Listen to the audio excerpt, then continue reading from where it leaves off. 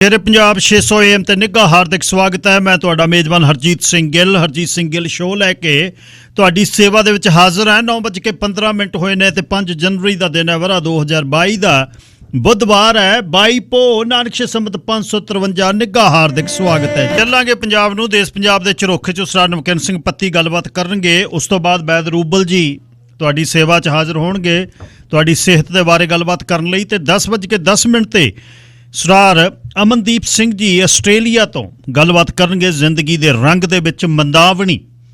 अगली कड़ी फुदकण लगदी जिंद साडी तेरी शीश महल मुस्कान उत्ते उड्डे कागजों तूतां घोनिया तो चिड़ी जात खेडे सागवान उत्ते। और पंख दा बूटड़ा चौर करे हवा थरी दे फरमान उत्ते जां किसे शिकारी दस्ते ने बोसा रखिया तीर कमान उत्ते। है महक जो पैंदा रेतड़ वे जो चौकड़ियां दे फसलान उत्ते जां नीहां उगड़ जांदियां ने जो घूंघट दे सरकान उत्ते। जो सहे ने छाल लगा दित्ती जंगल दी किसे ढलान उत्ते जां बूटियां पाउंदा खून जिवें एक योधे दी किरपान उत्ते। एवं फुदकण लगदी जिंद साडी तेरी शीश महल मुस्कान उत्ते। हरमनजीत लिखदा है सारिਆਂ ਦਾ ਧੰਨਵਾਦ है जी जिथे भी बैठे हो। 604 204 0600 ऑन एयर नंबर है तो 604 729 1224 WhatsApp ਤੇ ਟੈਕਸਟ ਲਈ ਤੁਹਾਡੇ ਲਈ ਇਹ ਤੁਸੀਂ ਗੱਲਬਾਤ ਕਰ ਸਕਦੇ ਹੋ।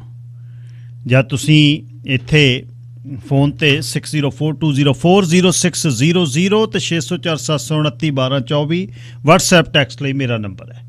सर नमकिन सिंह जी स्वागत, सत श्री अकाल। शुक्रिया गिल साहब जी। सब तो पहला तुहानू ਅਤੇ शेरे पंजाब रेडियो सुन रहे सारे ही ਸਰੋਤਿਆਂ ਨੂੰ ਮੇਰੇ ਵੱਲੋਂ ਵੀ ਪਿਆਰ ਭਰੀ ਸਤਿ ਸ੍ਰੀ ਅਕਾਲ ਜੀ। ਜੀ ਗਿਲ ਸਾਹਿਬ, ਸਭ ਤੋਂ ਵੱਡੀ ਖਬਰ ਪ੍ਰਧਾਨ ਮੰਤਰੀ ਮੋਦੀ ਉਹਨਾਂ ਦੀ ਜਿਹੜੀ ਫਿਰੋਜ਼ਪੁਰ ਦੀ ਰੈਲੀ ਹੈ ਉਹਨਾਂ ਦੇ ਰੂਟ ਦੇ ਵਿੱਚ ਜਿਹੜਾ ਹੈ ਉਸ ਰੂਟ ਨੂੰ ਰੋਕਿਆ ਗਿਆ। ਪ੍ਰਧਾਨ ਮੰਤਰੀ ਮੋਦੀ ਉਹਨਾਂ ਨੇ ਜਾ ਕੇ ਬਠਿੰਡੇ ਇਹ ਕਿਹਾ ਵੀ ਆਪਣੇ CM ਨੂੰ ਕਹਿ ਦੀ ਮੈਂ ਜਿਉਂਦਾ ਵਾਪਸ ਜਾ ਰਿਹਾ। ਬਾਈ ਏਅਰ ਉਹਨਾਂ ਨੇ ਜਾਣਾ ਸੀ, ਮੌਸਮ ਖਰਾਬ ਹੋ ਗਿਆ ਜਿੰਨਾ ਵੀ ਪਤਾ ਲੱਗਿਆ। ਫਿਰ ਉਹ ਸੜਕੀ ਗਏ, ਪਰ ਸੜਕ ਦੀ ਰੂਟ ਦੀ ਕਿਹਨੇ ਸੂਹ ਦੇਤੀ, ਕੌਣ ਉਹ ਬੰਦੇ ਸੀ ਜਿਨ੍ਹਾਂ ਨੇ ਉਹਨਾਂ ਨੂੰ ਘੇਰਿਆ। ਉਹਨਾਂ ਵੱਲੋਂ ਕਾਨੂੰਨ ਰੱਦ ਕਰਨ ਤੋਂ ਬਾਅਦ ਪੰਜਾਬ ਦੇ ਵਿੱਚ ਲੋਕ ਆਸਵੰਦ ਸਨ ਕਿ ਵੱਡੇ ਕੋਈ ਐਲਾਨ ਹੋ ਸਕਦੇ ਨੇ, ਪੰਜਾਬ ਦੇ ਵਿੱਚ ਕੋਈ ਇੰਡਸਟਰੀ ਆ ਸਕਦੀ ਹੈ, ਕੋਈ ਪੈਸਾ ਧੇਲਾ ਲੱਗ ਸਕਦਾ ਹੈ। ਪਰ ਇਸ ਨੇ ਸਾਰਾ ਕੁਝ ਹੀ ਜਿਹੜਾ ਉਹ ਅਪਸਾਈਡ ਡਾਊਨ ਕਰ ਦਿੱਤਾ ਹੈ। ਨਾਲ ਰਾਹੁਲ ਗਾਂਧੀ ਅੱਜ ਕੱਲ੍ਹ ਬਾਹਰਲੇ ਦੇਸ਼ ਦੀ ਯਾਤਰਾ 'ਤੇ ਨੇ। ਲੋਕ ਪ੍ਰਧਾਨ ਮੰਤਰੀ ਦੀ ਸਿਕਿਉਰਿਟੀ ਦੀ ਗੱਲ ਕਰ ਰਹੇ ਨੇ। ਪੜ੍ਹਿਆ ਲਿਖਿਆ ਲਾਣਾ ਜਿਨ੍ਹਾਂ ਤੋਂ ਵੀ ਪਤਾ ਕੀਤਾ ਉਹ ਕਹਿੰਦੇ ਵੀ ਇਹ ਪੰਜਾਬ ਲਈ ਚੰਗਾ ਨਹੀਂ ਹੋਇਆ। ਤੇ ਅਸਲ ਤੁਹਾਡੇ ਕੋਲ ਕੀ ਖਬਰ ਹੈ ਜੀ ਇਹਦੀ? ਜੀ ਗਿਲ ਸਾਹਿਬ, ਦੇਖੋ ਵਾਕਈ ਅੱਜ ਪ੍ਰਧਾਨ ਮੰਤਰੀ ਨਰਿੰਦਰ ਮੋਦੀ ਹੋਰਾਂ ਨੇ ਫਿਰੋਜ਼ਪੁਰ ਆਉਣਾ ਸੀਗਾ। 25 ਕਿੱਲਿਆਂ ਦੇ ਵਿੱਚ ਪੰਡਾਲ ਸਜਾਇਆ ਗਿਆ ਸੀ, 80,000 ਕੁਰਸੀਆਂ ਲਾਈਆਂ ਸੀ। ਬੜੀ ਵੱਡੀ ਪੱਧਰ ਦੇ ਉੱਤੇ ਤਿਆਰੀਆਂ ਨੇ ਜਿਹੜੀਆਂ ਉਹ ਕੀਤੀਆਂ ਗਈਆਂ ਸੀ। ਵੈਸੇ ਇਹ ਸਰਕਾਰੀ ਪ੍ਰੋਗਰਾਮ ਸੀ ਉਹਨਾਂ ਦਾ, ਇਹ ਕੋਈ ਭਾਰਤੀ ਜਨਤਾ ਪਾਰਟੀ ਦੀ ਰੈਲੀ ਨਹੀਂ ਸੀ ਤੇ ਨਾ ਹੀ ਇਹ ਕੋਈ ਚੁਣਾਵੀ ਰੈਲੀ ਸੀ। ਇਹ ਸਰਕਾਰੀ ਪ੍ਰੋਗਰਾਮ ਸੀ। ਉਹਨਾਂ ਨੇ ਸਰਕਾਰੀ ਪ੍ਰੋਜੈਕਟਾਂ ਦੇ ਨੀਂਹ ਪੱਥਰ ਰੱਖਣੇ ਸੀਗੇ। 45,000 ਕਰੋੜ ਤੋਂ ਵੱਧ ਦੇ ਜਿਹੜੇ ਪ੍ਰੋਜੈਕਟ ਨੇ, ਜਿਨ੍ਹਾਂ 'ਚ PGI ਦਾ ਸੈਟੇਲਾਈਟ ਸੈਂਟਰ ਤੇ ਹੋਰ ਕਾਫੀ ਚੀਜ਼ਾਂ ਨੇ ਜਿਹੜੀਆਂ ਉਹ ਇੱਕ ਸੜਕ ਦਾ ਉਦਘਾਟਨ ਜਿਹੜਾ ਉਹਨਾਂ ਨੇ ਕਰਨਾ ਸੀ, ਜਿਹੜਾ ਦਿੱਲੀ ਕਟੜਾ ਐਕਸਪ੍ਰੈਸ ਹਾਈਵੇ ਹੈ। ਤਾਂ ਇਹ ਜਿਹੜਾ ਪ੍ਰੋਗਰਾਮ ਸੀ ਉਹਨਾਂ ਦਾ ਇਹ ਪਹਿਲਾਂ ਤੋਂ ਤੈਅ ਸੀ। ਇਹਦੇ 'ਚ ਹੁਣ ਗਿੱਲ ਸਾਹਿਬ ਦੋ ਗੱਲਾਂ ਨੇ। ਪਹਿਲੀ ਗੱਲ ਇਹ ਕਿ ਮੌਸਮ ਜਿੰਨਾ ਖਰਾਬ ਚੱਲ ਰਿਹਾ ਪੰਜਾਬ ਦੇ ਵਿੱਚ, ਮੀਂਹ ਪੈ ਰਿਹਾ ਲਗਾਤਾਰ 2 ਦਿਨ ਤੋਂ, ਪੰਜਾਬ ਦੇ ਵਿੱਚ ਠੰਡ ਦਾ ਪੂਰਾ ਪੀਕ ਦੇ ਉੱਤੇ ਹੈ। ਤਾਂ ਹੁਣ ਜਦੋਂ ਵੱਡੀਆਂ ਰੈਲੀਆਂ ਵੱਡੇ ਪ੍ਰੋਗਰਾਮ ਤੈਅ ਕੀਤੇ ਜਾਂਦੇ ਨੇ, ਸਭ ਤੋਂ ਪਹਿਲਾਂ ਅੱਜ ਕੱਲ੍ਹ ਤਾਂ ਗੂਗਲ ਦੇ ਉੱਤੇ ਵੀ ਆਪਾਂ ਨੂੰ ਪਤਾ ਲੱਗਦਾ। ਚਲੋ ਸਰਕਾਰਾਂ ਕੋਲ ਤਾਂ ਬੜੇ ਹੋਰ ਸਾਧਨ ਨੇ। ਜਦੋਂ ਉਹਨਾਂ ਨੂੰ ਇਹ ਪਤਾ ਸੀ, ਸਰਕਾਰ ਨੂੰ, ਪੰਜਾਬ ਵਾਲੀ ਨੂੰ ਪਤਾ ਸੀ, ਸੈਂਟਰ ਵਾਲੀ ਨੂੰ ਪਤਾ ਸੀ, BJP ਦੀ ਲੀਡਰਸ਼ਿਪ ਨੂੰ ਵੀ ਪਤਾ ਸੀ ਕਿ ਮੌਸਮ ਖਰਾਬ ਰਹਿਣ ਵਾਲਾ ਹੈ, ਮੀਂਹ ਪੈਣ ਵਾਲਾ, ਤਾਂ ਇਹਨਾਂ ਦਿਨਾਂ 'ਚ ਹੀ ਪ੍ਰੋਗਰਾਮ ਕਿਉਂ ਰੱਖਿਆ ਗਿਆ? ਇਹ ਉਹਨਾਂ ਦੇ ਪ੍ਰਬੰਧਾਂ ਦੇ ਉੱਤੇ ਸਵਾਲ ਖੜਾ ਕਰਦਾ। ਜੇ ਤੁਸੀਂ 80,000 ਕੁਰਸੀ ਲਾਉਣੀ ਹੈ, ਖੁੱਲੇ 'ਚ ਪੰਡਾਲ ਲਾਉਣਾ ਹੈ, ਠੰਡ ਦੇ ਦਿਨ ਨੇ, ਪੋਹ ਦਾ ਮਹੀਨਾ ਚੱਲਦਾ, ਤਾਂ ਉਦੋਂ ਤੁਸੀਂ ਏਦਾਂ ਦਾ ਪ੍ਰੋਗਰਾਮ ਰੱਖੋਗੇ ਬਾਹਰ? ਉਹਦੇ ਲਈ ਜੇ ਉਦੋਂ ਪਹਿਲਾਂ ਹੀ ਮੌਸਮ ਵਿਭਾਗ ਕਹਿ ਰਿਹਾ ਭਾਈ ਮੀਂਹ ਪਊ, ਤਾਂ ਤੁਸੀਂ ਉਹ ਦੇਖ ਸਕਦੇ ਹੋ। ਸੈਕਿੰਡ ਗੱਲ, ਪ੍ਰਧਾਨ ਮੰਤਰੀ ਜੀ ਨੇ ਬਠਿੰਡੇ ਤੱਕ ਜਿਹੜਾ ਬਠਿੰਡੇ ਏਅਰਪੋਰਟ ਦੇ ਉੱਤੇ ਉਤਰਨਾ ਸੀ, ਉੱਥੋਂ ਉਹਨਾਂ ਨੇ ਹੈਲੀਕਾਪਟਰ ਦੇ ਰਾਹੀਂ ਫਿਰੋਜ਼ਪੁਰ ਜਾਣਾ ਸੀ। ਮੌਸਮ ਖਰਾਬ ਹੋਣ ਕਰਕੇ, ਮੀਂਹ ਪੈਣ ਦੇ ਕਰਕੇ ਲਗਾਤਾਰ ਹੈਲੀਕਾਪਟਰ ਦੇ ਰਾਹੀਂ ਉਹ ਜਾ ਨਹੀਂ ਸਕੇ। ਉਹ ਸਵੇਰੇ 10:30 ਵਜੇ ਦੇ ਕਰੀਬ ਬਠਿੰਡਾ ਏਅਰਪੋਰਟ ਦੇ ਉੱਤੇ ਆ ਗਏ ਸੀ। ਤੋਂ ਬਕਾਇਦਾ ਪੰਜਾਬ ਸਰਕਾਰ ਦੀ ਤਰਫੋਂ ਮਨਪ੍ਰੀਤ ਬਾਦਲ ਜਿਹੜੇ ਵਿੱਤ ਮੰਤਰੀ ਨੇ ਪੰਜਾਬ ਦੇ, ਉਹਨਾਂ ਦਾ ਜੀ ਐਂ ਕਹਿਣ ਲਈ ਬਠਿੰਡਾ ਏਅਰਪੋਰਟ ਪਹੁੰਚੇ। ਪੰਜਾਬ ਦੇ ਜਿਹੜੇ ਗਵਰਨਰ ਨੇ ਉਹ ਵੀ ਬਠਿੰਡਾ ਏਅਰਪੋਰਟ ਦੇ ਉੱਤੇ ਜੀ ਐਂ ਕਹਿਣ ਲਈ ਪਹੁੰਚੇ। ਉੱਥੇ ਅੱਧਾ ਪੌਣਾ ਘੰਟਾ ਨਰਿੰਦਰ ਮੋਦੀ ਹੋਰੀ ਰੁਕੇ। ਉੱਥੋਂ ਰੂਟ ਚੇਂਜ ਕੀਤਾ ਗਿੱਲ ਸਾਹਿਬ ਇਸ ਅਸਲ ਦੇ ਵਿੱਚ। ਉਹਨਾਂ ਨੇ ਜਾਣਾ ਬਾਈ ਏਅਰ ਸੀ, ਉਹਨਾਂ ਨੇ ਹੈਲੀਕਾਪਟਰ ਰਾਹੀਂ ਜਾਣਾ ਸੀ ਫਿਰੋਜ਼ਪੁਰ, ਪਰ ਉਹਨਾਂ ਨੇ ਸੜਕ ਮਾਰਗੀ ਰਸਤੇ ਜਿਹੜਾ ਜਾਣਾ ਸ਼ੁਰੂ ਕੀਤਾ। ਉਹ ਜਾਂਦੇ ਨੇ, ਉਹ ਹਸੈਨੀਵਾਲਾ ਜਾਂਦੇ ਨੇ, ਬਠਿੰਡਾ ਫਿਰੋਜ਼ਪੁਰ ਜਿਹੜਾ ਹਾਈਵੇ ਆ ਉਹਦੇ ਰਾਹੀਂ ਉਹ ਹਸੈਨੀਵਾਲ ਜਾਂਦੇ ਨੇ, ਜਿੱਥੇ ਸ਼ਹੀਦ ਭਗਤ ਸਿੰਘ, ਰਾਜਗੁਰੂ, ਸੁਖਦੇਵ ਹੋਰਾਂ ਦੀ ਸਮਾਧ ਬਣੀ ਹੋਈ ਹੈ। ਉਹਨਾਂ ਉੱਥੋਂ ਪਾਕਿਸਤਾਨ ਵੀ ਨੇੜੇ ਰਹਿ ਜਾਂਦਾ। ਖੈਰ ਬਹੁਤ ਸ਼ਰਧਾਂਜਲੀ ਸਥਾਨ ਹੈਗਾ। ਅਕਸਰ 23 ਮਾਰਚ ਜਾਂ 28 ਸਤੰਬਰ ਦੇ ਦਿਨ ਉੱਥੇ ਪ੍ਰੋਗਰਾਮ ਵੀ ਹੁੰਦੇ ਨੇ।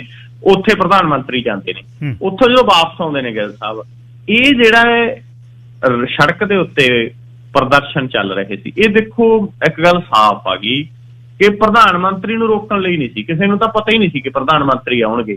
ਉਹ ਤਾਂ ਐ ਸੀ ਕਿ ਜਹਾਜ਼ ਰਾਹੀਂ ਆਉਣਗੇ। ਈਵਨ ਕਿਸਾਨਾਂ ਨੂੰ ਤਾਂ ਅਸੈਸਮੈਂਟ ਹੀ ਨਹੀਂ ਸੀ ਕਿ ਪ੍ਰਧਾਨ ਮੰਤਰੀ ਆਉਣਗੇ।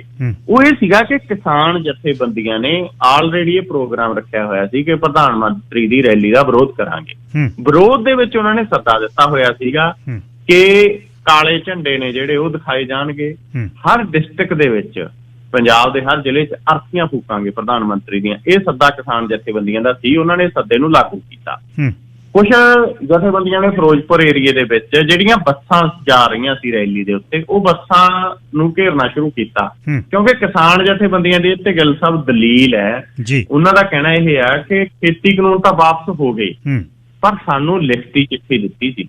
ਉਹ ਲਿਖਤੀ ਚਿੱਠੀ ਦੇ ਵਿੱਚ ਸਾਨੂੰ ਇਹ ਸੀ ਵੀ ਤੁਸੀਂ ਦਿੱਲੀ ਦੇ ਬਾਰਡਰਾਂ ਤੋਂ ਉੱਠ ਕੇ ਚਲੇ ਜਾਓ, ਅਸੀਂ ਜਿਹੜੇ ਤੁਹਾਡੇ ਤੇ ਪੁਲਿਸ ਕੇਸ ਦਰਜ ਹੋਇਆ ਉਹ ਸਾਰੇ ਵਾਪਸ ਲੈ ਲਾਂਗੇ। ਉਹ ਵਾਪਸ ਉਹ ਕਹਿੰਦੇ ਲਏ ਨਹੀਂ ਗਏ। MSP ਦੇ ਉੱਤੇ ਕਮੇਟੀ ਬਣਾਵਾਂਗੇ। ਉਹ ਕਮੇਟੀ 'ਚ ਤੁਹਾਡੇ ਨੁਮਾਇੰਦੇ ਵੀ ਹੋਣਗੇ, ਸਰਕਾਰ ਦੇ ਨੁਮਾਇੰਦੇ ਵੀ ਹੋਣਗੇ। ਉਹ ਕਮੇਟੀ ਬਣੀ ਨਹੀਂ, ਕਹਿੰਦੇ ਸਾਨੂੰ ਲਿਖਤੀ ਦੇਣ ਦੇ ਬਾਵਜੂਦ ਕਮੇਟੀ ਨਹੀਂ ਬਣੀ। ਅਗਲੀ ਗੱਲ ਇਹ ਸੀਗੀ ਕਿ ਜਿਹੜੀਆਂ ਕਿਸਾਨਾਂ ਦੀਆਂ ਹੋਰ ਮੰਗਾਂ ਸੀ ਇਸ ਤੋਂ ਇਲਾਵਾ, ਬਾਜੋ ਭਾਵਾਂ ਦੀ ਜਾਂ ਹੋਰ, ਉਹਦੇ ਉੱਤੇ ਕੋਈ ਪ੍ਰਕਿਰਿਆ ਸ਼ੁਰੂ ਨਹੀਂ ਹੋਈ। ਉਹ ਕਹਿੰਦੇ ਜੋ ਸਾਡੀਆਂ ਮੰਗਾਂ ਸਾਨੂੰ ਲਿਖਤੀ ਦੇਣ ਦੇ ਬਾਵਜੂਦ ਪ੍ਰੋਸੈਸ ਸ਼ੁਰੂ ਨਹੀਂ ਹੋਇਆ ਤਾਂ ਅਸੀਂ ਪ੍ਰਧਾਨ ਮੰਤਰੀ ਦਾ ਵਿਰੋਧ ਕਰਾਂਗੇ। ਉਹ ਜੋ ਕੱਲ ਇੱਕ ਜਿਹੜੀ ਕਿਸਾਨ ਮਜ਼ਦੂਰ ਸੰਘਰਸ਼ ਕਮੇਟੀ ਹੈ ਪੰਨੂ ਪੰਧੇਰ ਹੋਰਾਂ ਦੀ, ਉਹਦੇ ਨਾਲ ਸਰਕਾਰ ਦੀ ਗੱਲਬਾਤ ਵੀ ਚੱਲੀ ਵੀ ਤੁਸੀਂ ਉੱਠ ਖੜੋ ਸੜਕਾਂ ਤੋਂ, ਕਿਉਂਕਿ ਉਹਨਾਂ ਨੇ ਹਰੀਕੇ ਪੱਤਨ ਘੇਰ ਲਿਆ ਸੀ ਰਾਤ ਆ ਕੇ। ਵੀ ਰਾਤ 2:30-3 ਵਜੇ ਤੱਕ ਉਹਨਾਂ ਨਾਲ ਟੇਬਲ ਟਾਕ ਹੁੰਦੀ ਰਹੀ ਕਿ ਤੁਸੀਂ ਉੱਠ ਖੜੋ, ਤੁਹਾਡੀਆਂ ਮੰਗਾਂ ਦਾ ਪ੍ਰੋਸੈਸ ਚੱਲ ਪਊ। ਉਹਦੇ ਵਿੱਚ ਉਹਨਾਂ ਨੇ ਕਈ ਰਸਤੇ ਵੀ ਖੋਲੇ ਨੇ। ਤਾਂ ਕਿਸਾਨਾਂ ਨੇ ਗਿੱਲ ਸਾਹਿਬ ਅਸਲ ਦੇ ਵਿੱਚ ਸੜਕਾਂ ਦੇ ਉੱਤੇ BJP ਦੀਆਂ ਜਿਹੜੀਆਂ ਬੱਸਾਂ ਜਾ ਰਹੀਆਂ ਸੀ ਉਹਨਾਂ ਨੂੰ ਘੇਰਨਾ ਸ਼ੁਰੂ ਕੀਤਾ। ਉਹਦੇ ਵਿੱਚ ਵੀ ਮੈਂ ਕਈ ਥਾਂ ਦੇਖਿਆ ਗਰਾਊਂਡ ਲੈਵਲ ਤੇ। ਜਗਰਾਉਂ ਦੀ ਮੈਂ ਤੁਹਾਨੂੰ ਉਦਾਹਰਨ ਦਿੰਦਾ। ਜਗਰਾਉਂ 'ਚ ਕੋਈ ਕਿਸਾਨ ਜਥੇਬੰਦੀ ਨਹੀਂ ਸੀ। ਉੱਥੋਂ ਬੱਸਾਂ ਜਾ ਰਹੀਆਂ ਸੀ ਫਿਰੋਜ਼ਪੁਰ ਦੇ ਲਈ। ਪਿੰਡ ਦੇ ਲੋਕਾਂ ਨੇ ਆਪ ਮੁਹਾਰੇ, ਕਿਉਂਕਿ 700 ਕਿਸਾਨਾਂ ਦੀ ਸ਼ਹਾਦਤ ਜਿਹੜੇ ਦਿੱਲੀ ਦੇ ਬਾਰਡਰਾਂ ਦੇ ਉੱਤੇ ਗਰਮੀ 'ਚ ਮੱਛਰ ਲੜਦਾ ਰਿਹਾ, ਜਿਨ੍ਹਾਂ ਨੂੰ ਠੰਡ ਦੇ ਵਿੱਚ ਦਿੱਲੀ ਦੇ ਬਾਰਡਰਾਂ ਦੇ ਉੱਤੇ ਔਖੇ ਹੋਏ ਨੇ, ਬਿਮਾਰ ਹੋਏ ਨੇ ਕਰੋਨਾ ਦਿਨਾਂ 'ਚ, ਉਹਨਾਂ ਨੂੰ ਦਰਦ ਨਹੀਂ ਸੰਭਾਲਿਆ ਜਾਂਦਾ। ਉਹਨਾਂ ਨੇ ਘੇਰ ਲਿਆ ਉਹ ਬੱਸਾਂ। ਘੇਰ ਕੇ ਗਿੱਲ ਸਾਹਿਬ ਉਹ ਲਾਈਵ ਹੋ ਗਏ। ਉਹਨਾਂ ਨੂੰ ਪੁੱਛਿਆ ਕਿੱਥੇ ਜਾ ਰਹੇ ਹੋ? ਪ੍ਰਧਾਨ ਮੰਤਰੀ ਦੀ ਰੈਲੀ ਤੇ। ਅੱਛਾ, ਤੇ ਤੁਸੀਂ ਕਿਉਂ ਜਾ ਰਹੇ ਹੋ? ਉਹ ਕਹਿੰਦੇ ਜੀ ਸਾਨੂੰ ਤਾਂ ਪਤਾ ਨਹੀਂ, ਸਾਨੂੰ ਤਾਂ ਦਿਹਾੜੀ ਦੇ ਕੇ ਲਿਆਂਦਾ। ਇਹ ਆਉਣ ਗਿੱਲ ਸਾਹਿਬ ਵੀਡੀਓ 'ਚ ਗੱਲਾਂ ਨੇ। ਔਰ ਉੱਥੋਂ ਲੋਕਾਂ ਨੇ ਮਤਲਬ ਵਿਰੋਧ ਆਪ ਮੁਹਾਰੇ ਪਿੰਡਾਂ ਦੇ ਲੋਕਾਂ ਨੇ ਜਿਹੜਾ ਵਿਰੋਧ ਆ ਉਹ ਸ਼ੁਰੂ ਕੀਤਾ। ਔਰ ਫਿਰੋਜ਼ਪੁਰ ਦੇ ਵਿੱਚ ਭਾਰਤੀ ਕਿਸਾਨ ਯੂਨੀਅਨ ਕ੍ਰਾਂਤੀਕਾਰੀ ਦੇ ਵੱਲੋਂ ਜਿਹੜੀ ਸੁਰਜੀਤ ਕੂੜ ਹੋਰਾਂ ਦੀ ਜਥੇਬੰਦੀ ਆ, ਉਹਨਾਂ ਦੇ ਵੱਲੋਂ ਬਕਾਇਦਾ ਕੋਈ ਐ ਨਹੀਂ ਸੀ ਕਿ ਉਹ ਕਹਿੰਦੇ ਪ੍ਰਧਾਨ ਮੰਤਰੀ ਰੋਕਣਾ, ਸਾਨੂੰ ਪਤਾ ਨਹੀਂ ਸੀ ਉਹ ਕਹਿੰਦੇ ਪ੍ਰਧਾਨ ਮੰਤਰੀ ਨੇ ਆਉਣਾ, ਵੈਸੇ ਹੀ ਵਿਰੋਧ ਕਰ ਰਹੇ ਸੀ। ਔਰ ਇਹ ਪ੍ਰਧਾਨ ਮੰਤਰੀ ਨੇ, ਹੁਣ ਤੁਹਾਨੂੰ ਮੈਂ ਹੋਰ ਵੀ ਦੱਸਦਾ, ਜਾਣਾ ਤਾਂ ਸੀਗਾ ਬਠਿੰਡਾ ਫਿਰੋਜ਼ਪੁਰ ਰੋਡ ਤੋਂ ਦੀ, ਲੇਕਿਨ ਜਿਹੜੇ ਰੋਡ ਦੇ ਉੱਤੇ ਇਹ ਹੋਇਆਗਾ ਕਿ ਜਾਮ ਲੱਗਿਆ ਹੋਇਆ ਸੀਗਾ ਉਹ ਹੈਗਾਗਾ ਮੋਗਾ ਫਿਰੋਜ਼ਪੁਰ ਰੋਡ। ਔਰ ਉੱਥੋਂ 20 ਮਿੰਟ ਕਾਫਲਾ ਰੁਕਦਾ। ਕਾਫਲਾ ਰੁਕ ਕੇ ਉਸ ਤੋਂ ਬਾਅਦ ਪ੍ਰਧਾਨ ਮੰਤਰੀ ਰੈਲੀ 'ਚ ਨਹੀਂ ਜਾਂਦੇ। ਹੁਣ ਇਹਦੇ ਪਿੱਛੇ ਇੱਕ ਦਲੀਲ ਜਿਹੜੀ ਬਹੁਤ ਸਾਰੇ ਪੱਤਰਕਾਰ ਜਿਹੜੇ ਉੱਥੇ ਸੀਗੇ, ਬਹੁਤ ਸਾਰੀਆਂ ਪਾਰਟੀਆਂ, ਉਹ ਇਹ ਕਹਿ ਰਹੇ ਆ ਵੀ 80,000 ਤਾਂ ਕੁਰਸੀ ਲਾਈ ਹੋਈ ਸੀ, ਬੰਦਾ 800 ਨਹੀਂ ਇਕੱਠਾ ਹੋਇਆ ਉੱਥੇ। ਔਰ ਉਹ ਇਹ ਕਹਿੰਦੇ ਨੇ ਕਿ ਪ੍ਰਧਾਨ ਮੰਤਰੀ ਅੱਧਾ ਪੌਣਾ ਘੰਟਾ ਬਠਿੰਡੇ ਏਅਰਪੋਰਟ ਤੇ ਰੁਕੇ ਗਏ, ਉਸ ਤੋਂ ਬਾਅਦ ਹਸੈਨੀਵਾਲ ਗਏ, ਉਹਨਾਂ ਨੇ 1:30 ਵਜਾਤਾ ਗਿੱਲ ਸਾਹਿਬ, 10:30 ਦੇ ਉੱਤਰੇ ਹੋਏ। 1:30 ਵਜੇ ਤੱਕ ਉਹ ਪੰਡਾਲ 'ਚ ਨਹੀਂ ਗਏ, ਇਹ ਸੋਚੀ ਗਏ ਵੀ ਇਕੱਠ ਵੱਧ ਜੂ।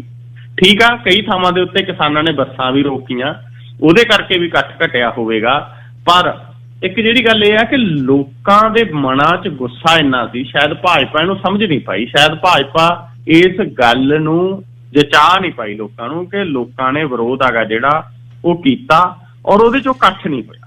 ਸੋ ਇਹ ਦਲੀਲ ਬਹੁਤ ਸਾਰੇ ਲੋਕ ਦੇ ਰਹੇ ਨੇ ਕਿ ਇਕੱਠ ਨਾ ਹੋਣ ਕਰਕੇ ਪ੍ਰਧਾਨ ਮੰਤਰੀ ਜੀ ਤਾਂ ਇੱਕ ਬਹਾਨਾ ਬਣਾ ਕੇ ਜਿਹੜਾ ਵੀ ਦੇਖੋ ਰਾਹ ਰੋਕ ਲਿਆ ਕਰਕੇ ਚਲੇ ਗਏ, ਪਰ ਹਕੀਕਤ ਕਹਿੰਦੇ ਇਹ ਆ ਗਈ ਕਿ ਇਕੱਠ ਨਹੀਂ ਸੀਗਾ ਉੱਥੇ ਰੈਲੀ ਦੇ ਵਿੱਚ। ਸੋ ਉੱਥੋਂ ਪ੍ਰਧਾਨ ਮੰਤਰੀ ਜੀ ਬਠਿੰਡੇ ਏਅਰਪੋਰਟ ਜਾਂਦੇ ਨੇ, ਉੱਥੇ ਜਾਂਦੇ ਹੋਏ ਜਿਹੜੀ ਗੱਲ ਤੁਸੀਂ ਕੀਤੀ ਆ ਉਹ ਕਰਕੇ ਗਏ ਨੇ ਕਿ ਮੈਂ ਵਾਪਸ ਆ ਗਿਆ, ਚੰਗੀ ਗੱਲ ਹੈਗੀ, ਆਪਦੇ ਮੁੱਖ ਮੰਤਰੀ ਨੂੰ ਕਹਿ ਦਿਓ। ਹੁਣ ਗੱਲ ਇਹ ਹੈ ਗਿੱਲ ਸਾਹਿਬ, ਸ਼ਾਂਤਮਈ ਪ੍ਰਦਰਸ਼ਨ ਕਰ ਰਹੇ ਨੇ ਲੋਕ, ਸੜਕਾਂ ਰੋਕੀਆਂ ਹੋਈਆਂ, ਚਲੋ ਜਾਮ ਲੱਗੇ ਹੋਏ ਨੇ, ਇਹ ਪੰਜਾਬ ਦਾ ਇੱਕ ਮਤਲਬ ਪ੍ਰੋਟੈਸਟ ਕਰਨ ਦਾ ਢੰਗ ਹੈਗਾ, ਡੈਮੋਕ੍ਰੈਟਿਕ ਰਾਈਟ ਵੀ ਆ ਉਹਨਾਂ ਦਾ। ਹੁਣ ਇਹਦੇ 'ਚ ਇਹ ਨਹੀਂ ਕੋਈ ਕਿ ਪ੍ਰਧਾਨ ਮੰਤਰੀ ਦੀ ਜਾਨ ਨੂੰ ਖਤਰਾ ਸੀਗਾ, ਇਹ ਗੱਲ ਤਾਂ ਬਿਲਕੁਲ ਵੀ ਨਹੀਂ ਹੈ। ਪੰਜਾਬ ਦੇ ਲੋਕ ਇੱਦਾਂ ਦੀ ਗੱਲ ਨਹੀਂ ਹੈ ਕਿ ਕੋਈ ਉਹਨਾਂ ਦੀ ਜਾਨ ਨੂੰ ਖਤਰਾ ਸੀ ਜਾਂ ਕੋਈ ਇੱਦਾਂ ਦੀ ਗੱਲ ਸੀ ਜਾਂ ਇੱਦਾਂ ਦੇ ਹਾਲਾਤ ਸੀ, ਇੱਦਾਂ ਦੀ ਕੋਈ ਗੱਲ ਨਹੀਂ ਹੈ। ਇਹ ਗੱਲ ਨੂੰ ਮਤਲਬ ਬੀਜੇਪੀ ਵਧਾ ਚੜਾ ਕੇ ਵੀ ਪੇਸ਼ ਕਰ ਰਹੀ ਹੈ ਜੀ। ਪਰ ਕੰਸਟੀਟਿਊਸ਼ਨਲ ਜਿੱਥੇ ਰਾਈਟ ਹੈ ਵਿਰੋਧ ਕਰਨ ਦਾ ਹੈ, ਉੱਥੇ ਇੱਕ ਮਨ ਵੀ ਇਹ ਚਾਹੀਦਾ ਵੀ ਜਦੋਂ ਗੱਲ ਤੁਰ ਰਹੀ ਹੈ, ਉਹਨਾਂ ਨੇ ਕਾਨੂੰਨ ਰੱਦ ਕਰ ਦਿੱਤੇ, ਗੁਰੂ ਨਾਨਕ ਪਾਤਸ਼ਾਹ ਦੇ ਪ੍ਰਕਾਸ਼ ਪੁਰਬ 'ਤੇ ਗਲਤੀ ਵੀ ਮੰਨ ਲਈ, ਫਿਰ ਹੁਣ ਐਡਵਾਂਸ ਕਿਵੇਂ ਹੋਣਾ? ਭਾਜਪਾਈਆਂ ਨੂੰ ਪਿੰਡਾਂ 'ਚ ਨਹੀਂ ਬਣ ਦੇਣਾ, ਅਕਾਲੀ ਦਲ ਨੂੰ ਪਿੰਡਾਂ 'ਚ ਨਹੀਂ ਬਣ ਦੇਣਾ, ਕਾਂਗਰਸ ਜਿਹੜੀ ਹੈ ਉਹ ਥੋੜ੍ਹੀ ਬਹੁਤੀ ਤੁਰੀ ਫਿਰਦੀ ਹੈ, ਫਿਰ ਪੋਲੀਟੀਕਲ ਜਿਨ੍ਹਾਂ ਨੇ ਕੰਮ ਕਰਨਾ ਹੈ, ਤੁਸੀਂ ਮੈਂ ਪਿੰਡਾਂ ਵਾਲਿਆਂ ਨੇ ਤਾਂ ਕੁਛ ਨਹੀਂ ਕਰਨਾ, ਜਿਹਨੂੰ ਬਣਾਉਣਾ ਉਹ ਫਿਰ ਕਿਹਨੂੰ ਬਣਾਉਣਗੇ ਲੋਕ? ਕਿਵੇਂ ਗੱਲ ਚੱਲੂ? ਪੰਜਾਬ ਤਾਂ ਪਹਿਲਾਂ ਤਬਾਹੀ ਦੇ ਕਗਾਰ 'ਤੇ ਅੱਧੇ ਤੋਂ ਵੱਧ ਖਾਲੀ ਹੋ ਗਿਆ, ਅਤੇ ਹੁਣ ਫਿਰ ਇਹ ਗੱਲ ਇਹ ਵੀ ਇੱਕ ਸੋਚਣੇ ਦੀ ਹੈ, ਫਿਰ ਇਹ ਡਾਇਲੋਗ ਤੁਰੂਗਾ ਕਿਵੇਂ?